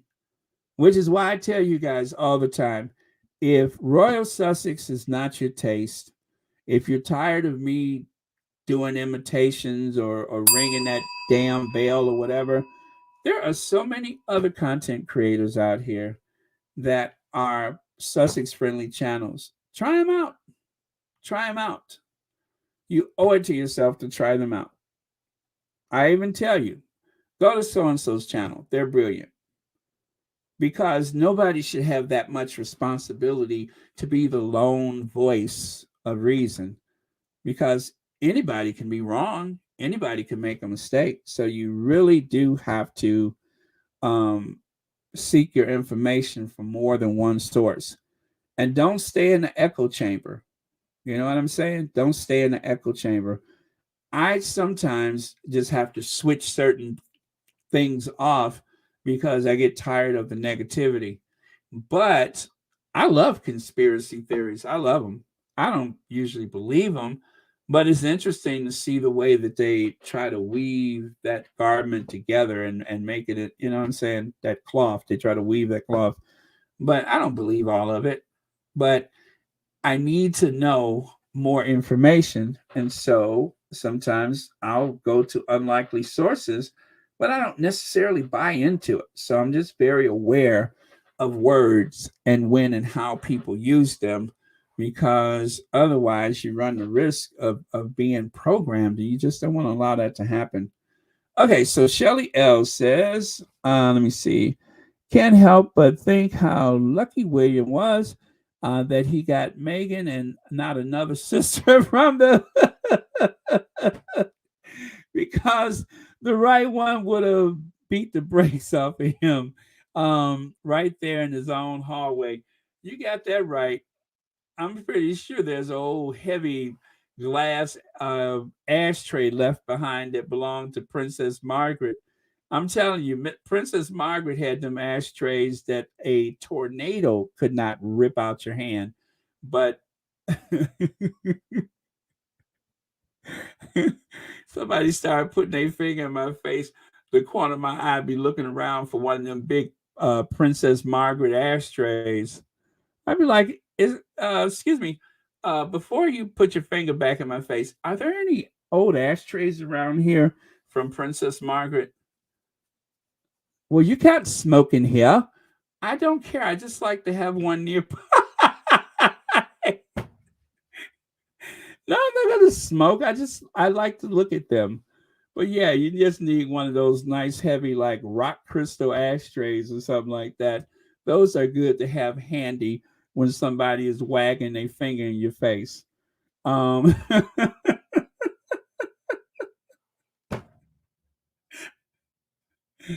oh man, many of finger waggers have been fallen by the old crystal Princess Margaret style ashtray. Anyway, thank you so much, Shelly Allen. Thank you so much for watching Royal Sussex. Yeah, just give me one of them old glass ashtrays from back in the day. Excuse me. Oh yeah, thank you so much, Lydia. That is Jeremy Clarkson's quote. Sheila Watson. Hey, Sheila Watson says, "Me too. I actually broke down when I saw the tape when he collapsed. All I could say is, my God, he's only 24 years old when he collapsed." Oh, the football player, right? The football player. Okay. That's another conversation. Let me see there. I'm so sorry to invade your conversation. Baron, the word baby brain is used after the baby has arrived and a woman can't think beyond the baby. Got it. Okay, that makes more sense. That makes more sense. Let me see. Uh, okay, let me scroll. Just want to make sure. Oh, there we go. Super chat. Why is it that all the USA YouTube channels, in other words, 60 Minutes, uh, Prince Harry's interview, there are Americans there bashing Harry and attacking my view? I think they're trolls or UK journalists using allegedly. What is that? Nom de plumes? Um, you know, I rarely look in those comments, but occasionally I do. And I agree with you. There is a lot of bashing going on in those comments, especially like sometimes I think maybe is it the Today Show? But you're right about that, God's Child. There have been a few, now that I think of it, like overwhelmingly hateful comments from people on those YouTube channels for the networks. But when you go to like Facebook or something and you see those videos posted there, it's like a completely different experience. But thank you so much, God's Child. And thank you so much for being a member and watching Royal Sussex. But yes, I have noticed that sometimes the comments are abundantly hateful. It's almost like I'm reading the comments from the Daily Fail.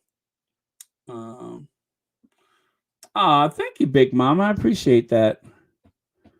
What you do for my mental well-being is at least 3 months of 2022 was hell, knowing I could count on your humor meant so much to me. Oh, Big Mama, thank you so much for that. I appreciate it. You are quite welcome, and I'm so glad that you're here, and I appreciate you being here as well. People are labeling William a violent bully on the news that he allegedly attacked Harry in 2019.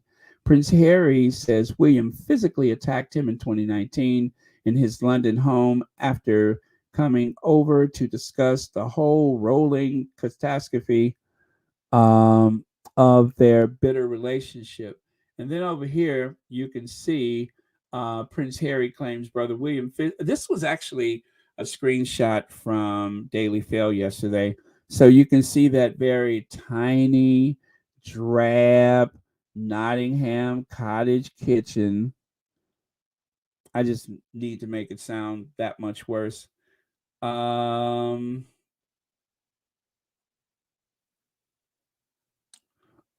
was she on? Oh, okay. I didn't realize she was on. Okay. Well, nobody talked about you. Nobody talked about you, Church Nelly. I promise. There was not now mention of you. Not now. Not now mention of Church Nelly. Oh, 9 months, Sheila Watson. I just saw that out the corner of my eye. There we go. I didn't realize that was there, but then I just saw that on the other screen that I keep open. But yeah, so that is that little drab kitchen of Nottingham Cottage. Now, hold on a second. Let me do this, you guys. Let me do this.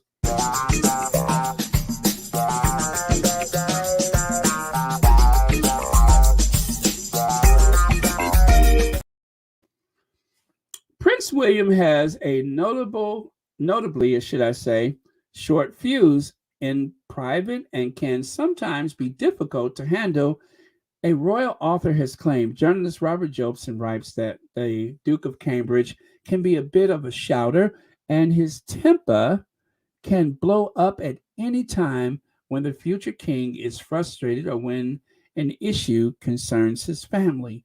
Insiders reportedly claim even William's senior aides will check if the wind is blowing before, which way the wind is blowing before asserting themselves around him or broaching subjects that may be problematic. In other words, they live in constant fear. They live in constant fear of his anger, that he may become combustible at any moment,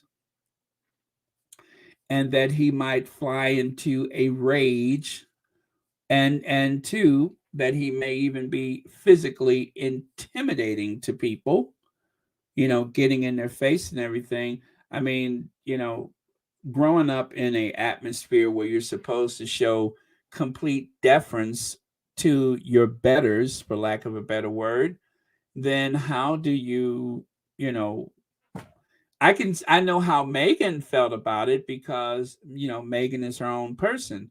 But for, Kate or Harry or anyone on staff and other members of the family, there is really no logical justification to stand up against him. However, I am hearing increasingly through this whole leakage, and that is something that, come on, we all knew this a long time ago. William doesn't have much deference for his father, if any. He doesn't show his father any deference.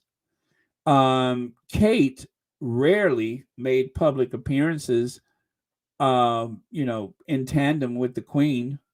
And for that matter, she rarely, or I'm sorry, both of them rarely bothered to do things with Charles. I mean, there are times when Charles was hoping to help them cultivate, a following by using their youth more for certain situations.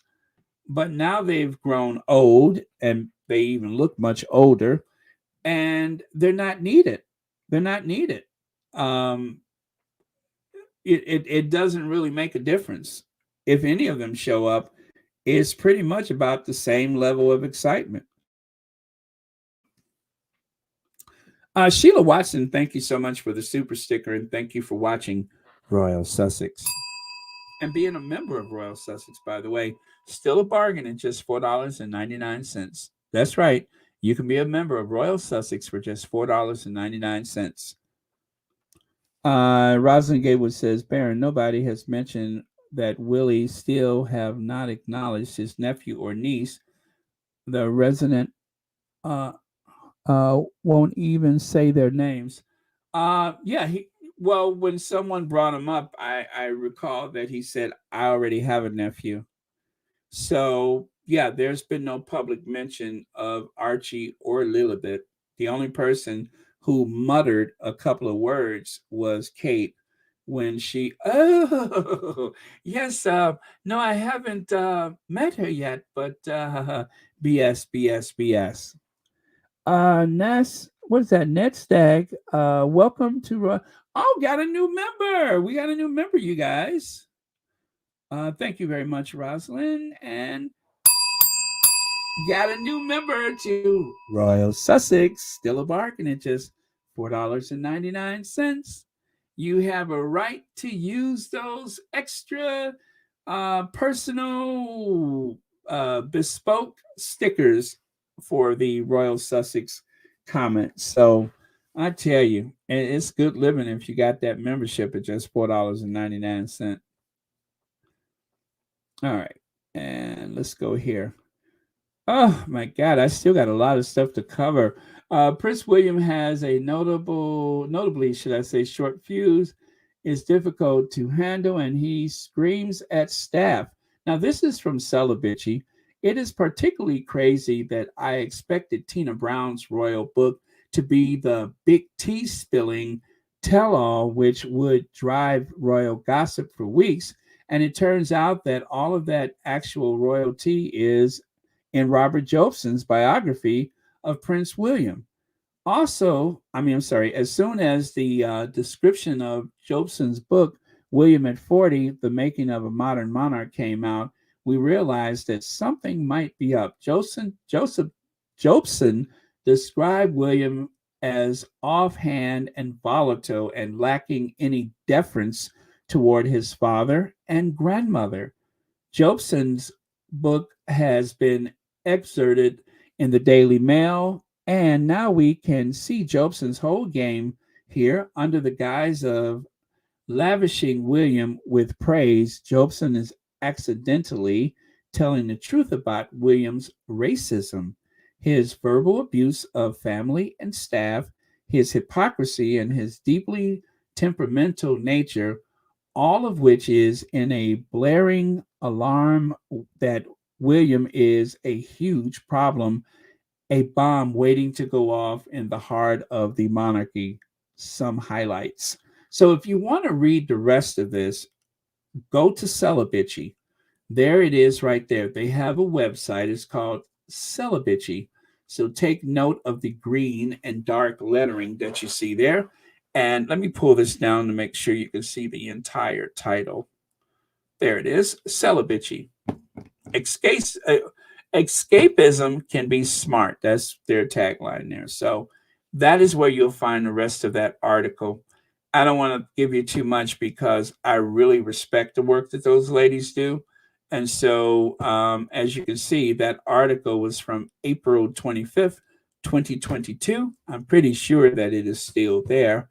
They do a lot of royal gossip. And as a matter of fact, one of the best things about my Saturday morning is when I wake up and realize they didn't take the week off. And every Saturday morning, I wake up and there is a new episode. Well, most Saturdays, there is a new episode of Celibici.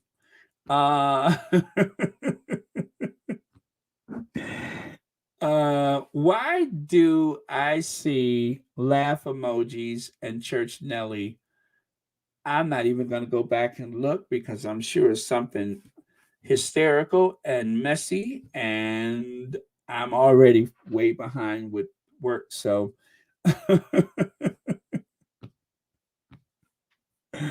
although Church Nelly, while you were away, I did mention something, and I thought it might cause you confusion.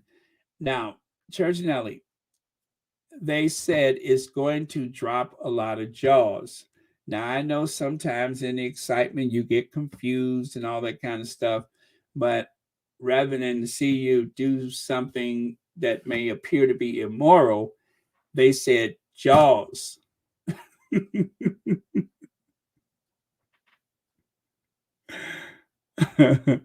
That's it. So there we go. I know you were over there with the Duchess of Success. That's how you missed this. Yeah, but they said jaws, not draws, jaws. Okay. I did that one. Okay, so there we go. Now this trigger warning. How how Kate Middleton managed to deal with Williams' anger issues. That was one thing right there. That was from October 8th, 2020. But behind that, you can see Harry's hands are bruised. And there has been speculation now, of course, about this being a result of the attack, alleged attack from William. As I said, it's it triggers. It makes you feel very sad, I know. And then over here it says the boy's got a temper. Camilla told friends that Prince William would shout and Prince Charles would meekly submit new book claims. Now, was that in the Robert Lacey book? Because I didn't read the article, but I just kind of stole that caption from someone's Twitter. But you can see it says by Robert Lacey for the Daily Mail. So I'm assuming that that is in a Robert Lacey book. So there's a lot going on here, and none of it looks good. for William. Now, that is the idea of William and his physical abuse. But there's the verbal things. But he has been taking jabs at Harry for a long time, mentally and physically, from what I can tell. Let me see if I can find that, which I can never find it when I'm looking for it. But yeah, so this has been going on for some time. And just one moment, I will find that. Let me see. Oh, there it is, right there. I found it. Let me see if I can get this over here for you guys. Okay. And I've played this for you before. I will share it with you again just to say I did. Very short, but very poignant and very. I titled this video William Being Evil. I feel tempted to cry, God for Harry, England and St George. But I really don't want to lower the tone by bringing my brother into it.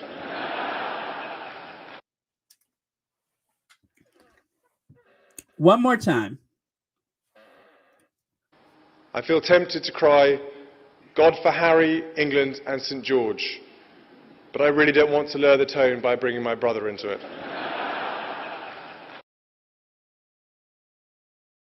As I said, most times his humor falls flat. There was polite laughter from the people in the room, and probably so many of them are royal sycophants that they just didn't see how awful that was. They could not conceive of how terrible William's conduct is where his brother is concerned. They don't see it, they're blind to it. But that's a bully. Joanne Baker, I agree. I agree. Let me see. Space is such an ugly man inside and out. He really is. He really is. And as he's aged, he's turned into a bit of a grotesque. I actually saw some photos where people have added hair to show what William would look like if he had hair. And he still seems rather monstrous. He still seems like a monster. William fears for troubled Harry. Will's my fears for my fragile Harry, for fragile Harry. All of this is gaslighting. This is briefings that were put out there to probably conceal the idea that an attack has taken, a physical altercation has taken place, and that he's nervous about it. And the only regret that he has is that it may publicly, um, you know, become aired for, people to actually see him for who and what he really is. And I think that's what makes him afraid. He doesn't feel sorry. He doesn't feel remorse. He may look remorseful to Harry after the fact, but I think he was only really showing up to clean up a bit, to make sure that he hadn't just killed his brother. That's probably what it was to see whether or not he had killed his brother, allegedly. What an awful person. Prince William and Harry reportedly had a fierce and bitter argument in the months after the royal wedding. Well, we know this happened in 2019. Let me see. Hillary Weaver wrote this in June of 2021. Lacey writes that at the point in 2018, William heard about alleged bullying claims. Again, Megan from a senior palace aide, Lacey says that when William confronted Harry about it, they had a fierce and bitter fight. I mean, there it is right there. It was written in this article back in 2021. When Harry flared up in a furious defense of his wife, the elder brother persisted, Lacey writes. Harry shut off his phone angrily So William went to speak to him personally. Okay, Harry shut off his phone angrily. This is her quoting Lacey. All right, I must want to make sure I got it right. The prince was horrified by what he had just been told about Meghan's alleged behavior, and he wanted to hear what Harry had to say. The showdown between the brothers was fierce and bitter. So he's using the word fierce and bitter, those words, in place of the attack was fierce and bitter. Lacey reports that this argument led to William making efforts to remove Harry from the joint office they shared. Huh.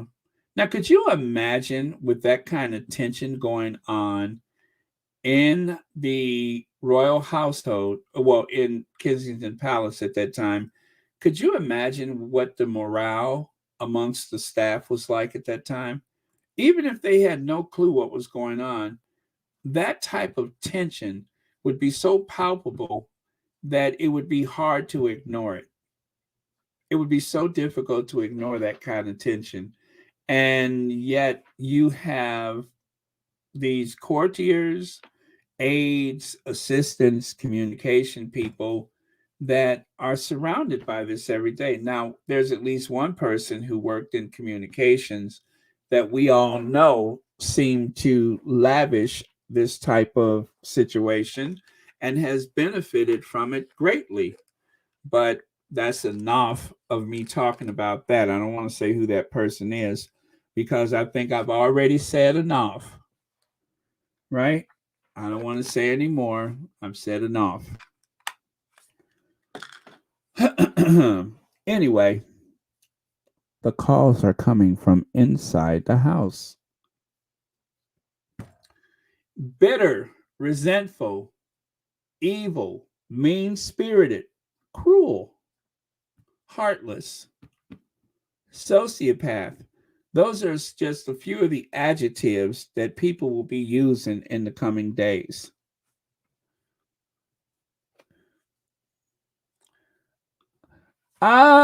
Yes.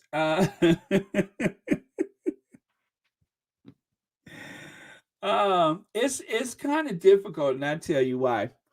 Like most people that need reading glasses, I actually only use them when I'm wearing contacts. But when I have my regular glasses on, they are not bifocals. And so I don't actually benefit from them. But it's just something about the distance of the computer and everything that sometimes is easier for me and other times it's not. So yeah, uh, I can still thread a needle without glasses. Let me put it to you like that. Without wearing glasses, I can thread the finest needle. So maybe I have like a weird stigma or something like that. I don't know. Zig Owl has a new membership. Thank you so much, Zig Owl. Thank you so much for watching Royal Sussex. And just $4.99 is still a bargain. Okay, you guys, I am just so far behind. It's already 2 hours. Did you guys know that? Where's the time gone? Let me try to breeze through this if I can. Harry claims William and Kate told him to wear the Nazi uniform. Harry wrote in a new memoir, Spare, that gives details on relationship with family. He said he was considering either wearing a Nazi uniform or a pilot uniform. Now let's pause right there. Pilot uniform. Could that be the same uniform that was it Beatrice or Eugenie? You know, I mixed them up. I think it was Eugenie. Was that the same pilot uniform that Eugenie wore out on that last Halloween before they broke the story about Harry dating Meghan? I wonder if that was the same uniform because that was some kind of pilot uniform. But let's continue. When he asked William and Kate, they immediately said Nazi uniform and howled. The Duke of Sussex made global headlines for his embarrassing photos. Harry claims William and Kate told him to wear Nazi uniform and is angry they escaped blame for the scandal in 2005. Now, I believe in 2005, Harry was 20 years old with that uniform incident. Uh, is that right? Oh, no, that's when the photo was released, was 2005. So yeah, he wouldn't have been 20. What am I saying? Duke of Sussex claims in New Book Spare the pair howled with laughter when they saw him in it. Now, this is what I think is I'm sure, like I said, I don't think Harry lies, especially intentionally lies. But the other thing is, William wore black spandex and a loincloth with a tail. And we will likely never see that photo. We will likely never see that photo. I'm sure it exists. But I guarantee you that William was probably wearing makeup that was not of his own skin tone. I repeat, he probably was wearing a wig and some makeup that was not his own natural skin tone. And I will leave it there. I could almost guarantee you when they said that what William had on was equally horrific. And this was a party. The theme was the colonies, right? The colonies. And so, of course, Harry's uniform was that of a German Nazi colonial, well, Germany had some territory in Africa at one time or was trying to take territory, whatever. So um, we don't look at Germany and think colonial power, but they also helped divide the continent of Africa at that conference that they had that time. So, um, yeah, pretty terrible. But I do believe that William had on something that was just as devastating, which is why we've never seen the photos. Ah, poor Harry. Poor Harry. What was life like for Harry? But one person recognized the abuse and publicly called it exactly what it is. If you guys heard it on these Harry and Meghan docuseries, go back and listen to it word for word again when Tyler Perry spoke about the abuse that he noticed, that he recognized, should I say, because his mother had been abused and he knows the symptoms of abuse. He recognizes abuse. And the more that he heard, the more that he realized through these long, tearful phone conversations exactly how desperate the situation could be, or was, should I say. So Tyler Perry recognized the abuse, and more importantly, he was willing to speak about it in the documentary in words that were so clear and so precise that you cannot unhear it. Now, remember this: Harry wasn't invited to tea. Only the heir William was hashtag spare. Now, in the last and the most awful, the most useless, the most propaganda filled episode, or should I say, season of The Crown, Harry disappeared. Harry was just like the little brother on, oh, what was that movie? Mommy Dearest. Remember Mommy Dearest when you wondered what happened to the brother when you see him at the end of the movie? That's what happened to Harry in Mommy Dearest, in The Crown. Harry's character disappeared. Harry's character disappeared. I mean, he was so unimportant to the storyline that the person that they cast to play Harry, I mean, I don't want to make fun of him, but that little fat kid didn't look like Harry. Little chubby self. He didn't look nothing like Harry. But anyway, that little fat kid disappeared, which is weird because any child that large, you would probably notice that.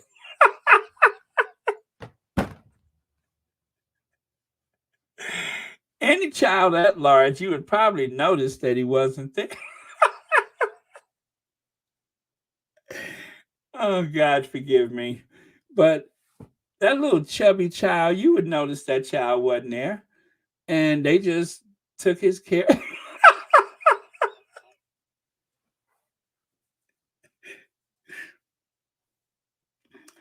They just took that little fat child out the picture. Why they always messing with the fat kids? Leave them fat kids alone. That little fat child disappeared with his little chubby self. He was cute though, but he was cute, chubby, jovial, little fat child. I'm glad they didn't try to put that little chubby kid on skis, cause y'all know Harry can ski. But I'm so glad they didn't put that little tub of lard on some skis and try to push him around, cause that would have he could have flew into a set of cameras and messed up the whole half of the movie. So. Woo. Uh, Listen, as a fat kid, I feel triggered.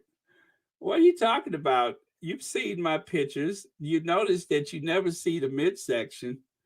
Well, you can see it, but you might confuse it as part of the landscape. But trust me, I know all about the fat child being picked last for gym class. I mean, even if we were playing volleyball that day, I would be the last one picked. Um,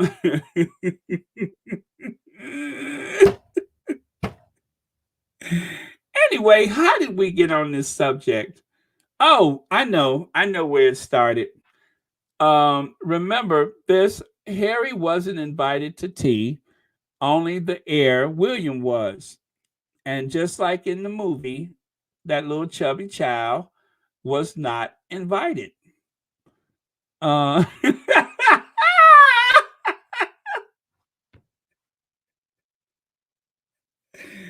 Woo!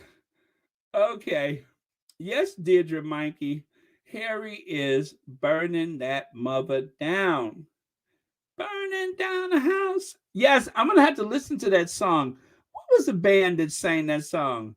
Ah, da, da, da, da, da. Listen to what I'm saying. Burning down the house. Da, da, da, da, da, da, da. Oh well. I forgot what I was talking about. Let me get back to this. Thank you so much for reminding me of that song. Now it's stuck in my head. Um,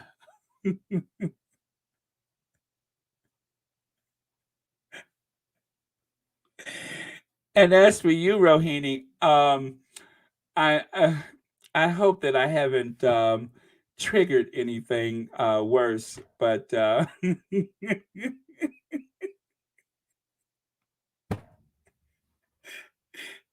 but okay, okay. Let's take a little break from this for a moment. Let me tell you what one of my biggest fears are.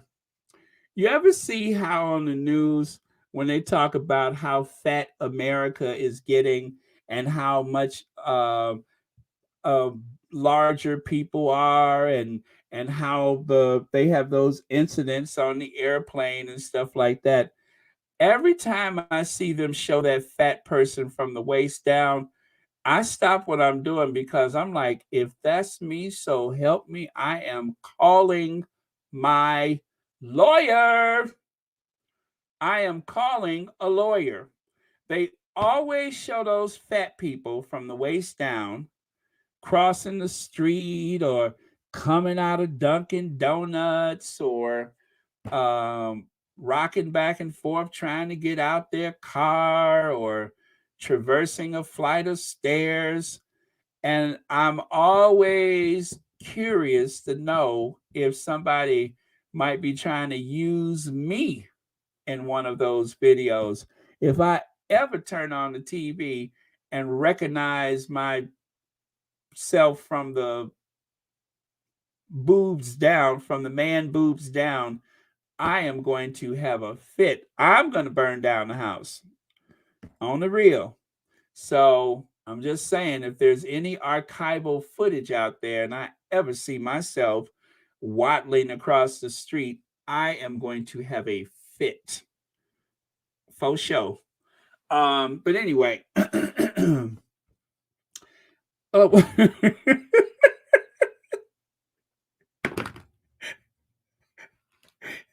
listen, I'm telling you, when they say increasingly Americas are getting fatter and fatter. As a matter of fact, when the pandemic happened, aside from the tragedy of the pandemic, I felt kind of relieved when I found out everybody had gained weight. I'm just like, good, with your chubby selves.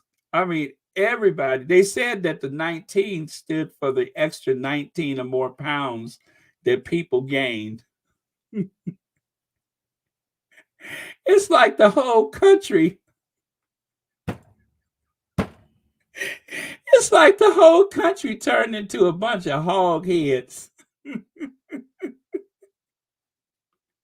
You got that right. I want my 40 acres and a mule, and I want my what do you call it? My residuals for watching me exit a Dunkin' Donut or crossing the street.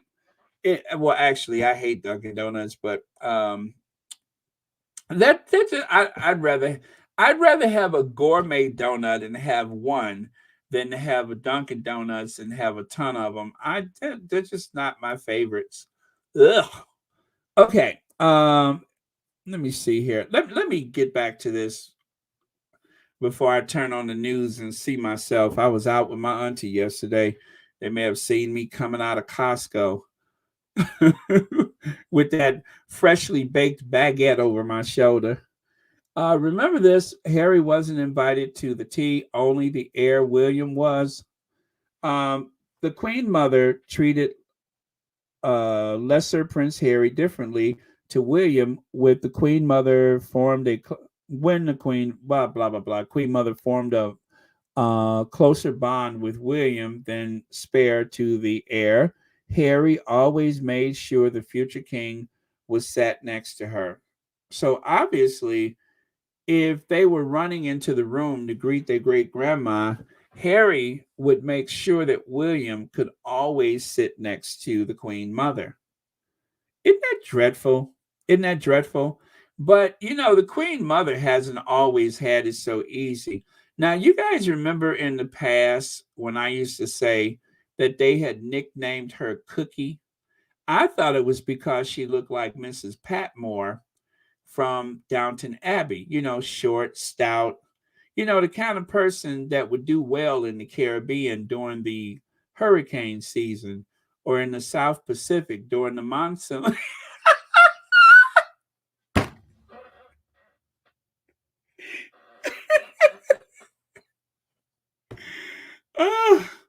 uh,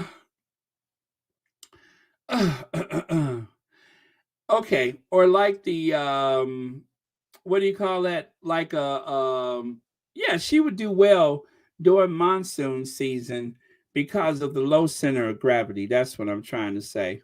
So, anyway, I just thought that that's why they called her Cookie, because she was short and fat and round and all that kind of stuff. But no, there was a different reason.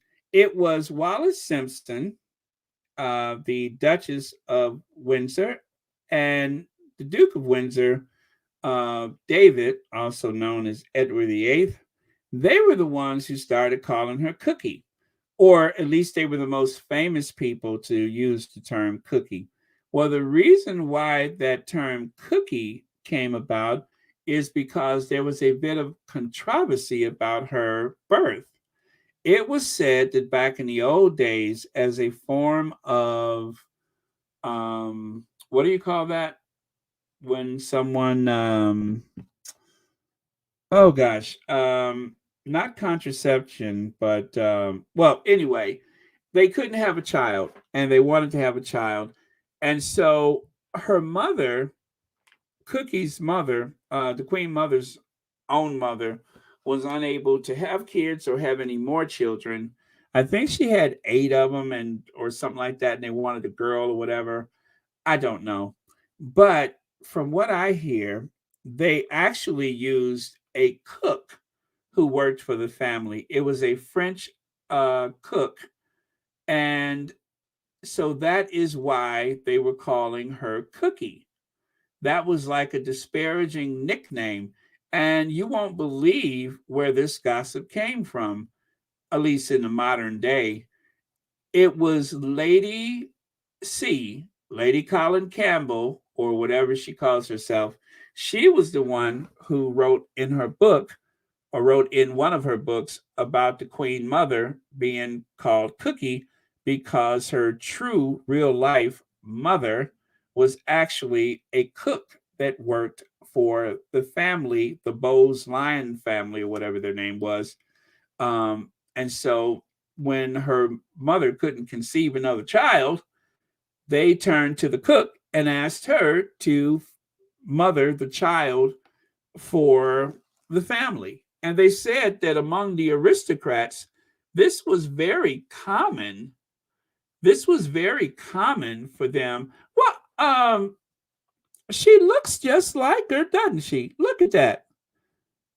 Don't you see it? Daisy, Daisy, Daisy. You know, sometimes Mrs. Patmore's only line was Daisy. And of course, Daisy's only line was, "Yes, Mrs. Patmore. Yes, Mrs. Patmore. Yes, Mrs. Patmore. Yes, Mrs. Patmore. I'm coming, Mrs. Patmore." So, but yeah, she looked just, yeah. Isn't that something? Even in a black and white photo, her teeth look like weapons, don't they? Even in a black and white photo, her teeth look like weapons. But that is why they referred to her as Cookie, because they said that her mother was actually the help. Now, Cookie was never supposed to be queen.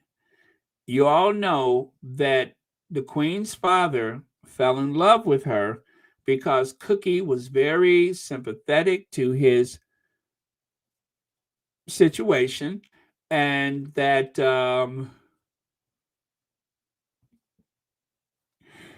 I had to catch myself. Uh,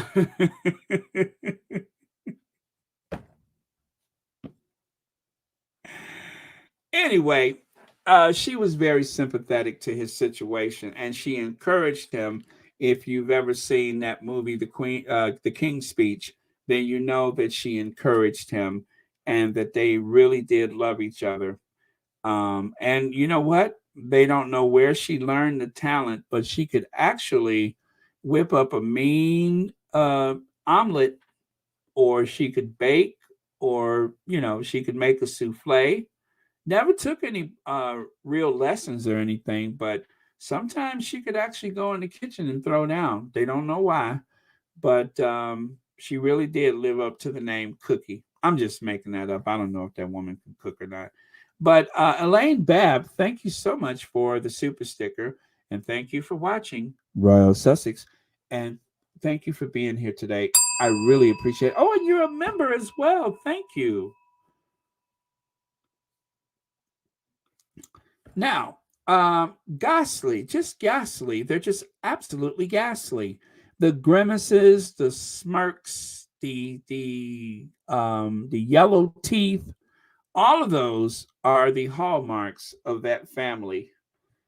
Thank God Harry got away from there before he started looking strange.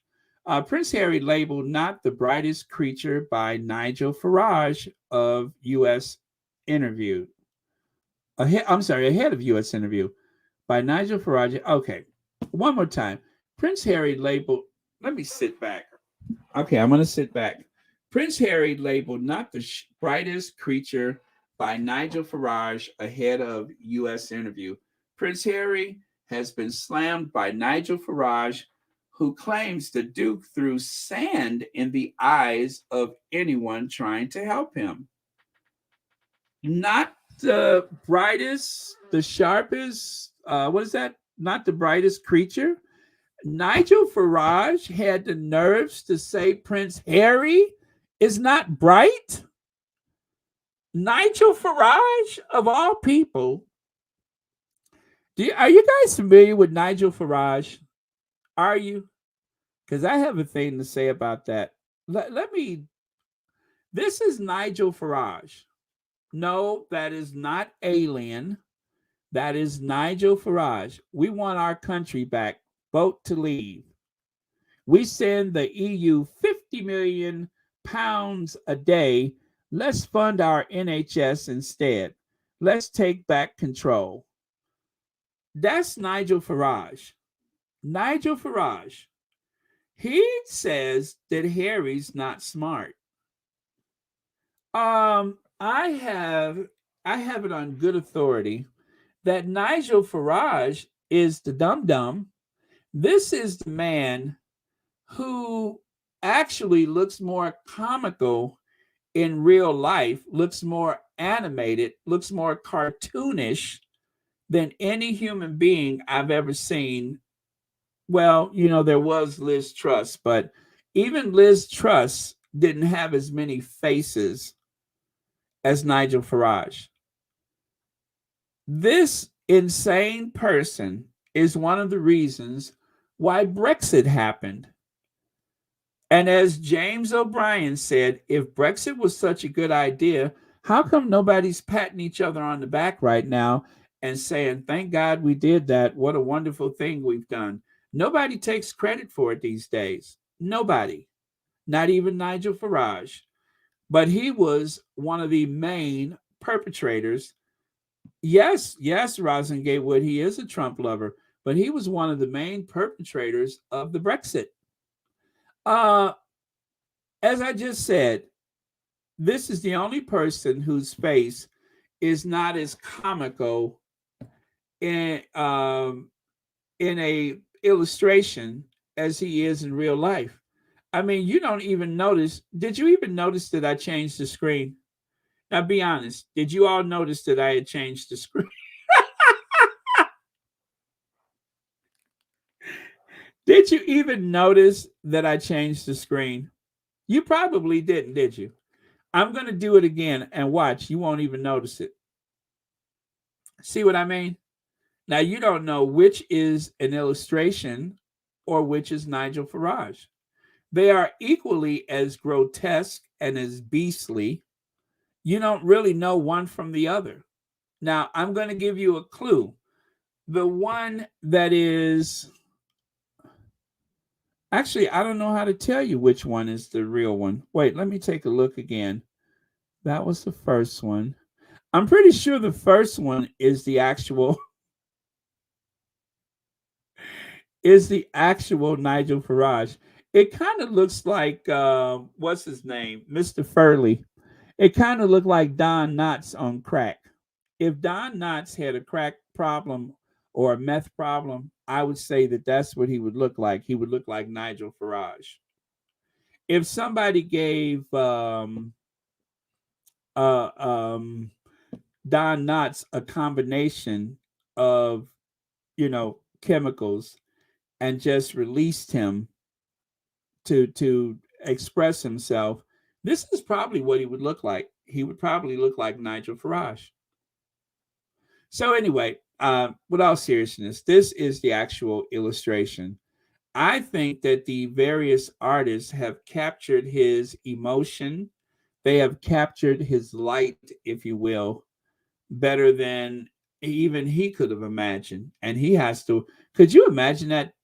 Could you imagine if this was your face and you had to wear this face every day? That's him. That's Nigel Farage, ladies and gentlemen. Now, this is my favorite, Nigel Farage. And if you don't notice what's going on here, the poor victim of Jaws, that is actually, oh gosh, what was the prime minister? Oh my God, I can't believe I can't remember her name. But anyway, that was the woman prime minister before Liz Truss. Oh, why can't I remember her name? Anyway, Theresa May. Thank you, Rory B. That's Theresa May. I was thinking K something, but it's not K, it's May. So that's Theresa May's. There's poor Theresa May swimming about, just trying to be the best prime minister she can. And one of her fellow Tories, Nigel Farage, undermined her authority, along with the future prime minister, Boris Johnson, and forced that Brexit. And of course, once it was forced upon her, she had to see it through. I'm not sure exactly if she was, uh, in favorable of the Brexit, but she is a Tory and she had to follow suit. So, Theresa May, uh, of course, was affected by these buses that you was all. They had this bus doing this campaign of lies. Here's how spectacularly wrong the Brexit bus 350 million pound lie was. So they said that every week that Britain spent 350 million pounds for the NHS. And that if they left the EU, I'm sorry, not the NHS, they spent 350 million pounds for the EU. If they left the EU, if they never sent 350 million pounds, which by the way, that number is wrong. They made up that number. That number was made up. So that would mean that every nation that is involved in the EU are either getting over, or they're paying, or they're not paying their fair share. So that means Germany, France, Italy, Spain, and some of the other big economies in the European Union. I think that would mean the Netherlands, pretty rich country. All of those countries in the EU are foolish, and only Britain has figured out that the European Union is not a good deal, right? Only Britain has that figured out. And not even all of Britain, but just a select few, like Nigel Farage, who actually was partially responsible for the big lie to create the Brexit movement, which is one of the reasons why Britain is in so much trouble right now. And Nigel Farage, I can guarantee you, Nigel Farage is not suffering. If anything, he is only getting better. Life is so much better for him. Um, is that Theresa May? That's Theresa May in that glass. He's having a L with Theresa May bobbing around inside of it. You could tell it's Theresa May because of how the knees are turned in.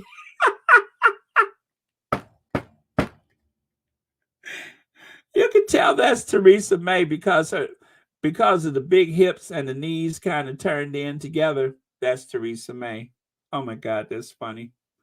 But yeah, so that was a big lie, and they have taken something that was one of the most successful cooperations in the history of humanity, the European Union, which is so successful that other countries are trying to get back, like Scotland and Wales and Northern Ireland. Russia is the only major country with a lower projected growth than the United Kingdom next year. So for this year, Russia, their growth is minus 4.1%. The UK is the next worst uh, amount of growth for any place in Europe, zero. The expected growth for Britain for 2023 is zero. Nigel Farage is the genius. Harry is not that smart, right? Hey, Helen, long time. Let me see. You have netto pairs. What is netto pairs in the EU? Like the Netherlands, Germany, France, etc., which means we pay more than we receive in funds because we have strong economies.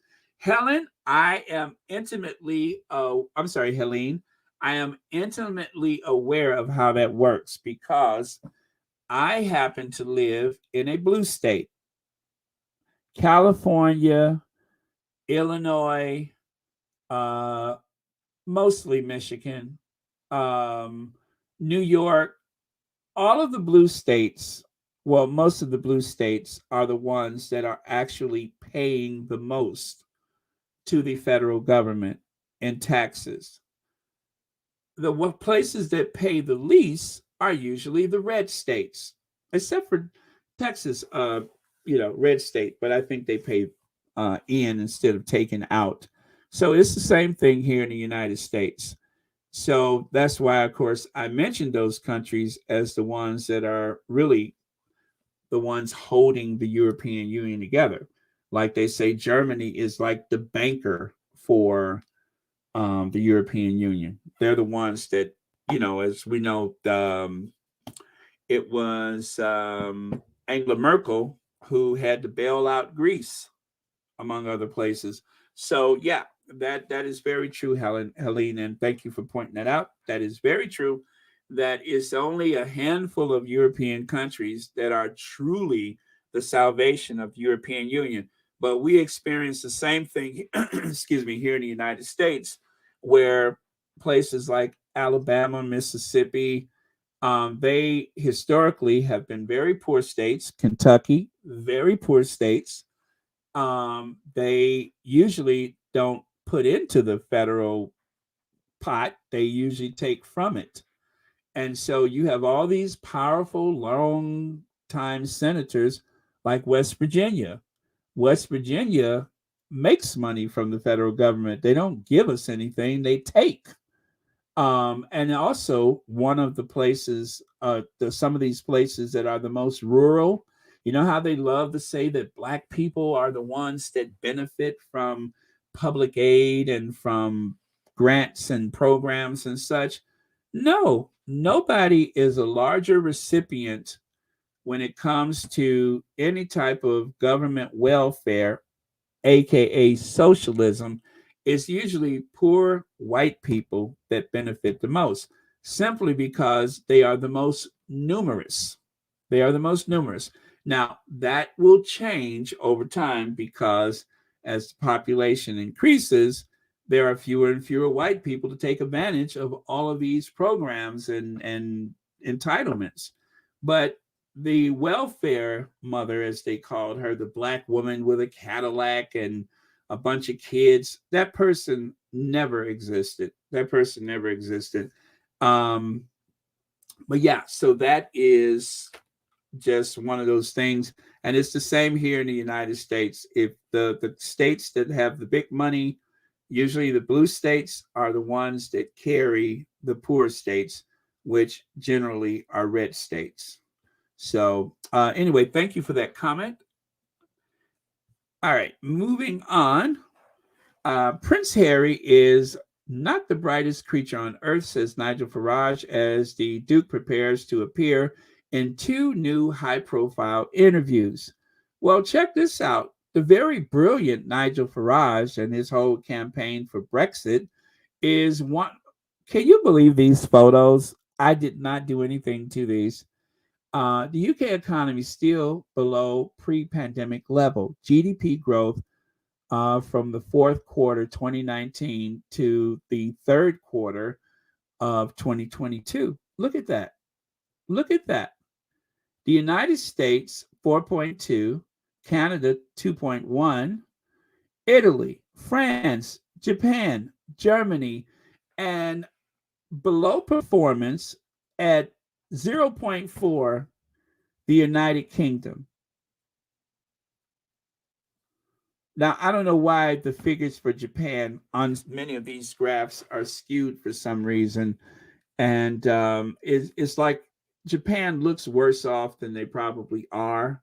But um, take a look at that. That is the very accomplished, brilliant, one of the most critical thinkers um, of our time, Nigel Farage, the famous Brexiteer.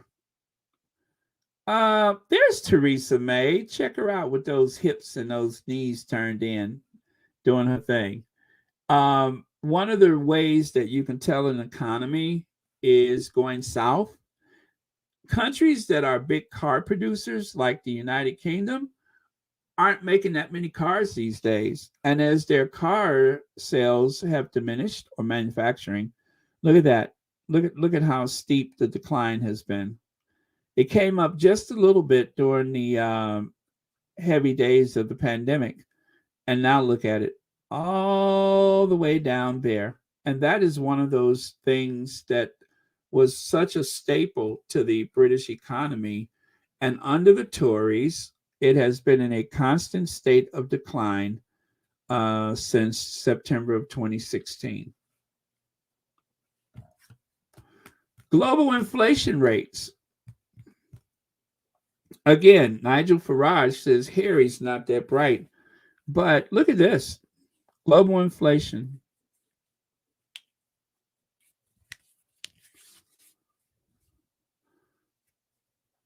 Let me see. The United States, who the tabloids love to make fun of, well, what is ours? 8.2. United Kingdom is 10.1. Netherlands 14.5. Argentina 83. Turkey 83. Well, not terrible, but like every place else, there's pain. And then here, exactly 50 years after the first entry in the European Union, a nearly two-thirds majority of citizens in the UK want a new referendum to rejoin. They want a new referendum to come back. Nigel Farage, one of the most critical thinkers of our times, somebody who misled people into believing things were so dire and so terrible, instead of just saying, listen, there's too many brown people in the United Kingdom. There's too many black people. There's too many others. London is more, others than actual white people. So we need to have this Brexit. That's what they really meant, but they just couldn't say that. They had to couch it in a way that made it more digestible. So they said it was because of the NHS. And by the way, everybody knows that was a big lie. And right now, the NHS is on the brink of collapse. It's on the brink of collapse. How is Brexit serving the NHS today? With all that money they saved, £350 million a week, that should have been enough to pay the nurses more money.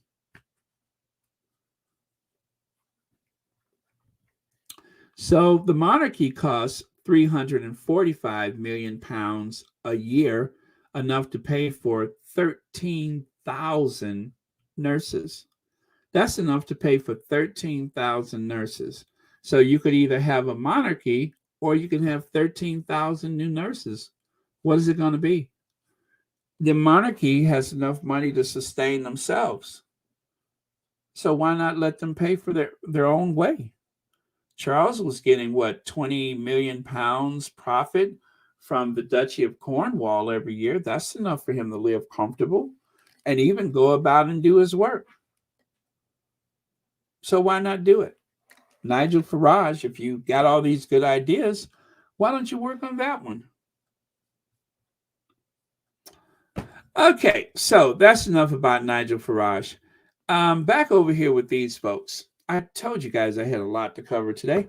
So there's Harry with, Kate doing better times.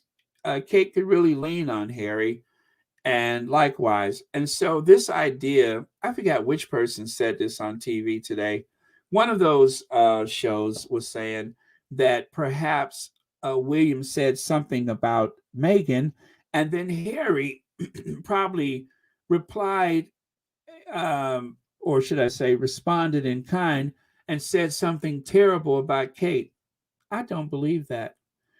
I don't believe that. I don't believe that. There is no way that Harry said anything awful about Kate. They have been like sister and brother for years until things changed. Why would Harry say something negative about Kate? How could he? I don't believe it. I just don't believe it. Like, even in this photo, there's a chance that some of Kate's extensions have come off on his shoulder, and he said nothing. You know, it wouldn't be me if I wasn't messy. Okay. And then here is one of the photos that I always promise that I won't share with anybody again, but I have to do it today. It just says so much about the situation that we're in right now, where you can see Harry clearly, um, almost in a catatonic state as he's sitting there in Westminster Abbey with those people yet again. And also, you can see what appears to be one of the people in the family either saying, try to make better eye contact, or he's making fun of some ethnic group across the Westminster Abbey or something. I haven't figured that out yet. I mean, after all, it is the Windsors. It wouldn't be them if they weren't making fun of somebody. But let me see here. And of course, this one right here. Harry just stares straight into the camera like, huh. They wanted him to be in this position for the rest of his life, likely. They probably didn't want him to enjoy a moment of happiness that didn't involve being the doormat to those two. Now, I hope I'm almost done. Good God, how much stuff did I have on here? I'm on slide 39, by the way. 2015, 2017, 2022, 2016, and 2018. Now, all of those occasions, she is wearing what the Daily Mail referred to as Duchess of Cambridge recycles white Alexander McQueen coat dress. White coat dress by Alexander McQueen.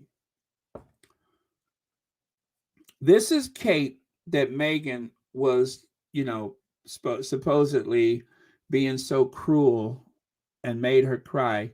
But look at Kate. Is that passive aggressive or just in your face? 5 occasions she's worn this Alexander McQueen. And on all 5 occasions, you can see it's the same dress, the same color, everything. But on Meghan's wedding day, we're supposed to pretend like she didn't wear white to someone else's wedding. Thrifty Kate strikes again. Duchess of Cambridge recycles white Alexander McQueen coat dress we've seen 4 times already for a surprise attendance at Anzac Day service. The Duchess of Cambridge recycles a white Alexander McQueen coat today. So why is it that it was white on all those occasions except for Meghan's wedding? This is what she wore the Pippa's wedding, and that's what she wore to Beatrice or Eugenie's. You know, I can't tell them apart. I think it was Eugenie's. That's what she wore to Eugenie's wedding. She had to go and do the, oh, look, my dress just flew over the back of my head again. It was like one of the windiest days in the history of Britain, and she comes out the house with that dress on. Now, you know that was deliberate, don't you? It's almost like there are some days it's not Kate if you don't see her dress laying on the back of her neck or blowing up in her face or blocking the view from some child. That's malicious. That's not by chance. That's malicious. And right here, there is Camilla Tominey. Again, like I said, I don't likely believe Camilla Tominey. I don't think she tells the truth. I think she is a chronicle liar. She lies constantly. Um, but that thing about Nelson Mandela's granddaughter, I can't be sure. It seems to me like she's backtracking because she can see the backlash that she's gotten. But then again, Camilla is the one that usually lies. Now, I hate this photo. This is the photo that they've used for the Telegraph to make it seem like Camilla Tominey is on any way on the same level as the Sussexes, right? This is what they want us to believe. So when I saw this photo, I said, wait a minute. Wait a damn minute. I don't like this. I don't like her up in a face like that and trying to stare down Megan with that big long. Look at how long her face is. Good God. They probably had to shorten it just to get it in this photo. But I didn't like that. So I changed it. Now I like it. First of all, I said, she's a liar. She lies so much, you never know when she's telling the truth. So I said to myself, self, fix it. That's right, Mo Shannon, the Easter Island head known as Camilla Tominey, the formerly known Easter Island head, Camilla Tominey. Thank you for that, by the way. But yes, I didn't like it, so I changed it. I said, wait a minute, that doesn't really capture the spirit of the moment. So I switched it. And then I said, but she's still too close. So I had to give it some space. I had to give it some space. Now it looks proper. Now I like it. And of course, you can tell the signs of obsession about the Sussexes. This is the faces that she makes when she's talking about the Sussexes. But when she switched to the subject of the Queen, it was all smiles. It was all smiles, one after the other, just smiling and grinning from ear to very far spaced ear. But she's obsessed with the Sussexes. I know the signs. I know the signs. As a matter of fact, now let me share this little sound bite. This is how you take care of Camilla Tominey. I'm going to play this little sound bite for you. You can thank me later. And is it true that they are, you know what, you guys? There may be some new information about Princess Diana's so-called accident, because I hear that they are looking that, oh, anyway, I won't speculate about that right now, but stay tuned because I think there's more coming about that. And there may be some stuff in the book. So, in this situation, let me see. Do I know who she is? I don't know who the African descent woman is, but she um, she had to regulate. Okay, let me just say that she had to regulate. Give me a second to find it, but she had to put right what was wrong with the conversation that was being had, and she has done it in such a epic way that I have so much respect for her. If you guys know her name, please say so, but I don't know who she is.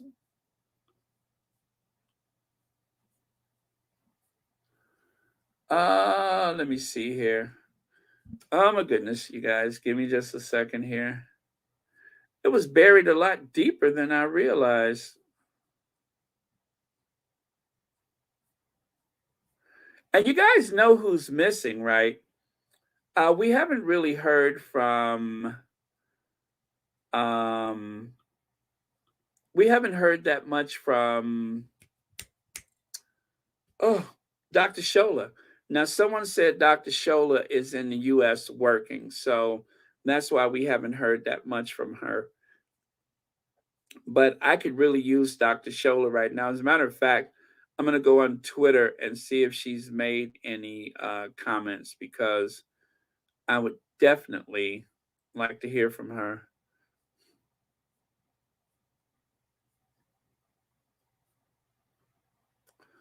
Oh, you guys, I'm so sorry. I thought I had that sound bite, and I don't think I do, but I just think I got too much stuff open right now, and that's making everything drag.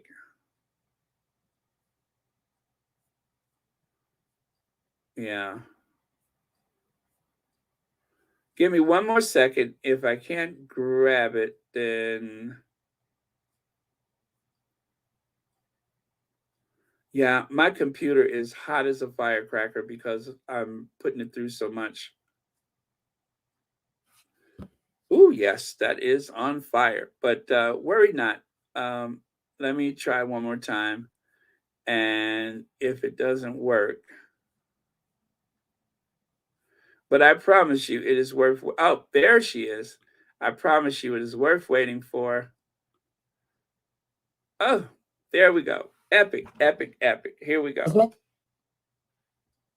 Some people leave with counselling is because many people, including myself from the Black community, what I've had to do, and many others, I've had to sit patiently, okay, and I've had to watch white people dictate to Black people what racism is. You cannot tell me, as a Black woman, what racism is. You cannot tell me what racism is. I am here to tell you, just like Megan with her documentary, she's had to sit and listen to everyone tell her what her reality is. So you know what? Now it's time for her to speak. And just like with Black people, you cannot come along and tell me what racism is. I am here to tell you. And the reason why, let me just make it clear for you.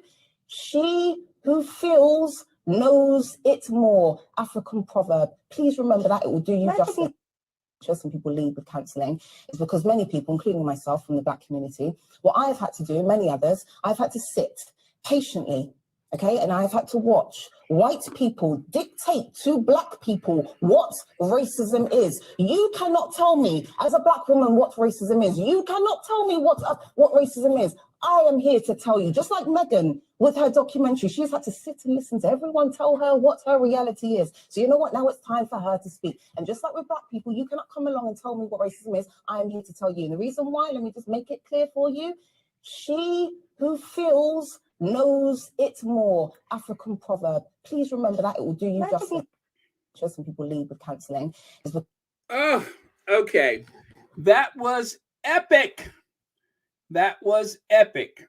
And I love the double barrel finger point. And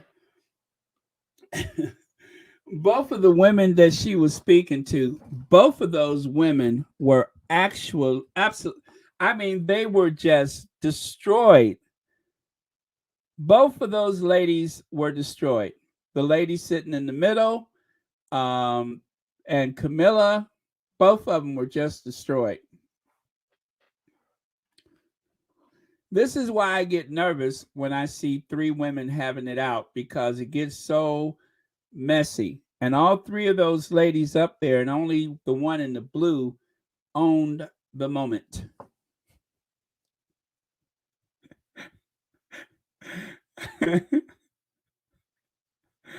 But the lady with the necktie and the high cheekbones, you could see she's just, oh, she's livid. She's just livid. She's beside herself. If she had, is it? Really? What? Get out of here. That's a broad. That's a broad. If I have, that's an old broad too. That ain't no lady. That's an old broad. That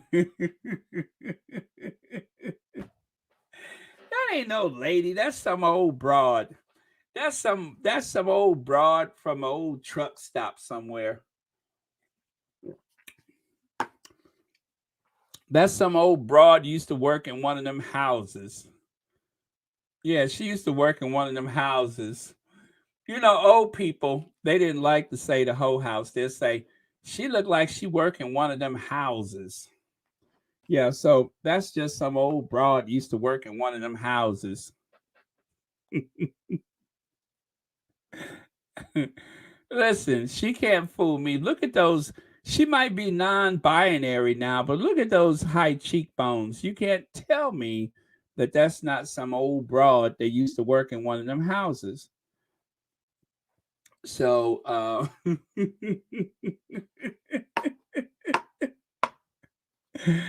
that's just some old broad used to work in one of them houses. That's not a lady. That's a broad in a necktie.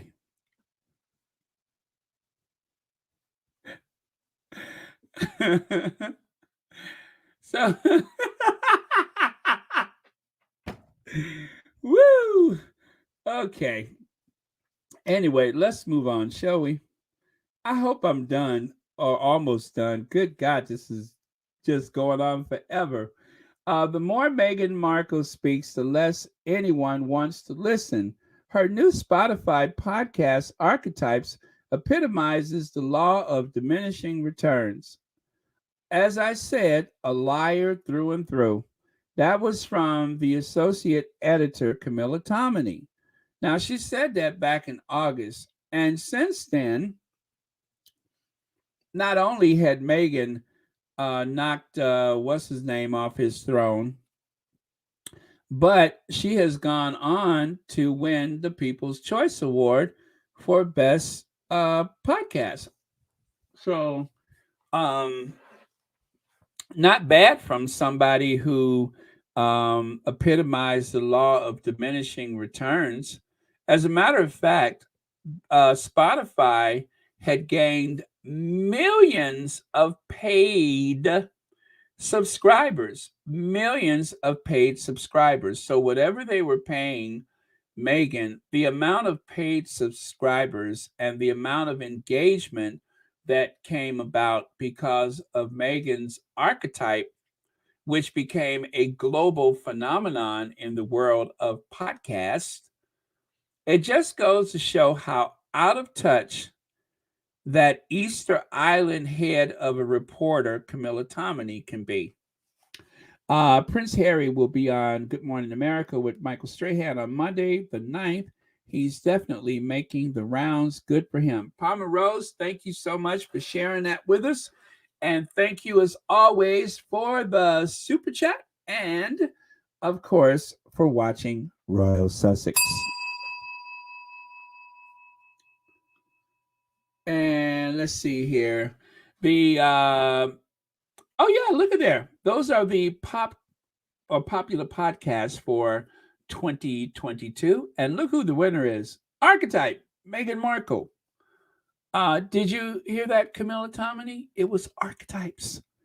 That was the what did she say it was? Law of diminishing returns. Yeah. So all that money Spotify has paid to the Sussexes, I think they've gotten it back and then some. Remember, millions of new paid subscribers. Netflix crashes for viewers as Harry and Meghan's documentary airs. Again, is that part of that law of diminishing whatever? I don't think so. The uh, Meghan and Harry, oh, I'm sorry, Harry and Meghan docuseries is the biggest documentary ever to hit Netflix. And I believe Netflix is the world's largest streaming service, unless there's one in China. That's easy for them to achieve. But Netflix is like, number one for streaming. And for the Sussexes, just telling the story of their love for each other, how they met, and so on and so forth. I mean, under any other circumstances, a docuseries like that might be a tough sell for other people. But because it's the Sussexes and because of their genuine love and connection with each other, it's easy. It literally wrote itself. And it's huge. And then, of course, there's Spare, already a bestseller even before they actually printed the books.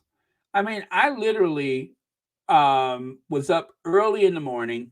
I saw that there was a actual book with a name, And I quickly started going through the internet trying to figure out where can I buy it. And I ended up on the Target. I bought it from Target. Within an hour after it was mentioned, I bought it from Target. They didn't even have a picture of the cover for Target or even Amazon. I didn't buy it from Amazon either because Amazon didn't have a picture of the book. And I'm like, maybe it's not the right book. And I didn't want to make that mistake. So I went to Target. I said, if it's Target, it's got to be it. That's how I got my book. Kate and Wills Inc., Duke and Duchess secretly set up companies to protect their brand, just like the Beckhams. But when it's Meghan and Harry, a right royal cash-in. How Prince Harry and Meghan Markle trademarked over 100 items from hoodies to socks 6 months before split with the monarchy, which new empire worth up to $400 million. So they're saying that the Sussexes were likely to be worth, I'm sorry, not dollars, but pounds, up to 400 million pounds because they did the exact same thing that Will and Kate did. Well, you know what? Yes, they did the same thing, but let's face it. Brand Cambridge would have been worth about $1.98. Brand Sussex would probably be worth about 400 million pounds. You would probably only get about $1.98 for the Cambridges, but you can get $1 billion for brand Sussex. So if you want to know what the difference is in these stories, it's not that they branded themselves officially. It is the fact that they inflated the idea that anybody would even want anything from the Cambridges. But of course, we all know brand Sussex is worth $1 billion. That's the difference. And then there's this Kate Middleton feels exhausted, trapped over enormous workload after Meghan Markle and Prince Harry effectively threw the Cambridge children under a bus by quitting, as royal sources tell Tatler. Well, the truth is they ran for their lives. They didn't just quit. They weren't trying to hurt the kids.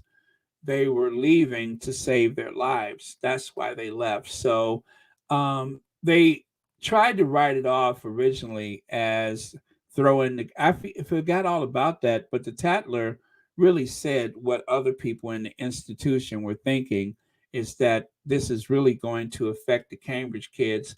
And the one thing that I could not believe is how soon they have thrown those kids out there to work. I mean, those kids are working. If they're in front of that camera when they don't want to be, that's work. I was working on this yesterday because I found this old clip that I saved for whatever reason. Will and Kate are looking forward to starting fresh in 2022. And I'm like, oh, they are keening for 2022. So this obviously is from 2021, December 2021, right? Yeah, December 14th. And so I made up a little song to go with it.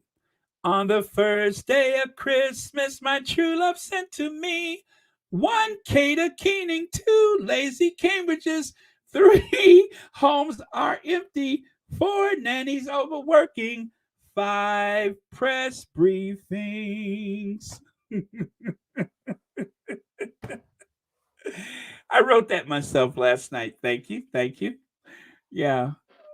1 Kate Keening, 2 lazy Cambridges, 3 homes that are empty, 4 nannies overworking, 5 press briefings.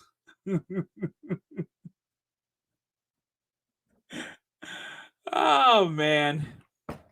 And with that, you guys, I hope I'm done. Let me see. Yes!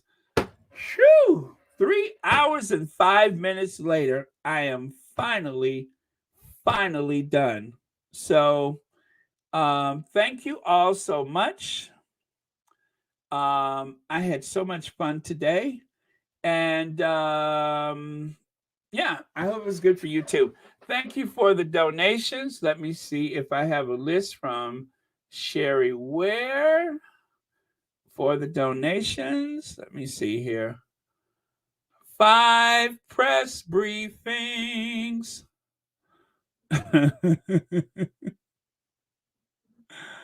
Oh man. 1 Cater Keening. Da, da, da, da, da.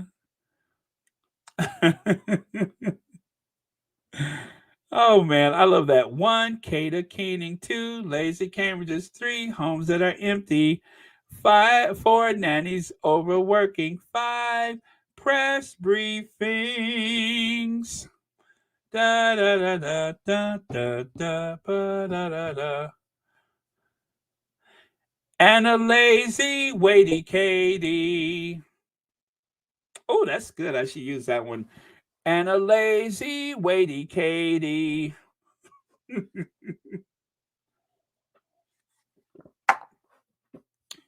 Yep. And a woman that works in one of those houses. Oh man. So yes, I don't think there's a list. Thank you very much, everyone. I will see you all tomorrow. I am going to look for a last word for the day. As always, thank you to our queens and our new queen that told the old drag queen and the Easter Island queen to go to hell. I love her. And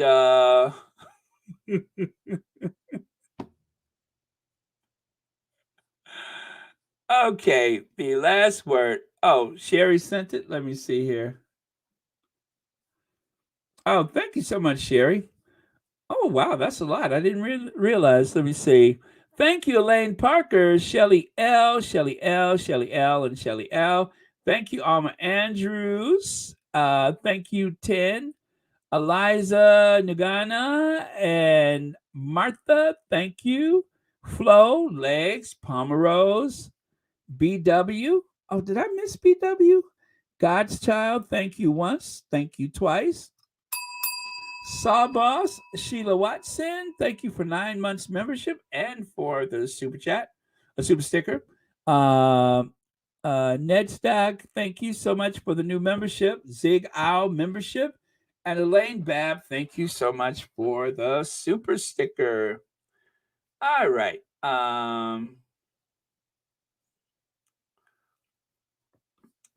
Hello, Ivy here. Let me see here. I haven't said that in a long time, have I? Let me see. Oh my gosh, I missed so much from the chats today. I almost wish that I could just one day sit and look at the chats. A lot of good stuff here, but let me see here. All right, Sharon Davis has the last word. Bye, everybody. Until next time, Q Ginger Venge. I will see y'all tomorrow. God, I can't believe 3 hours and 9 minutes. Who am I? James O'Brien?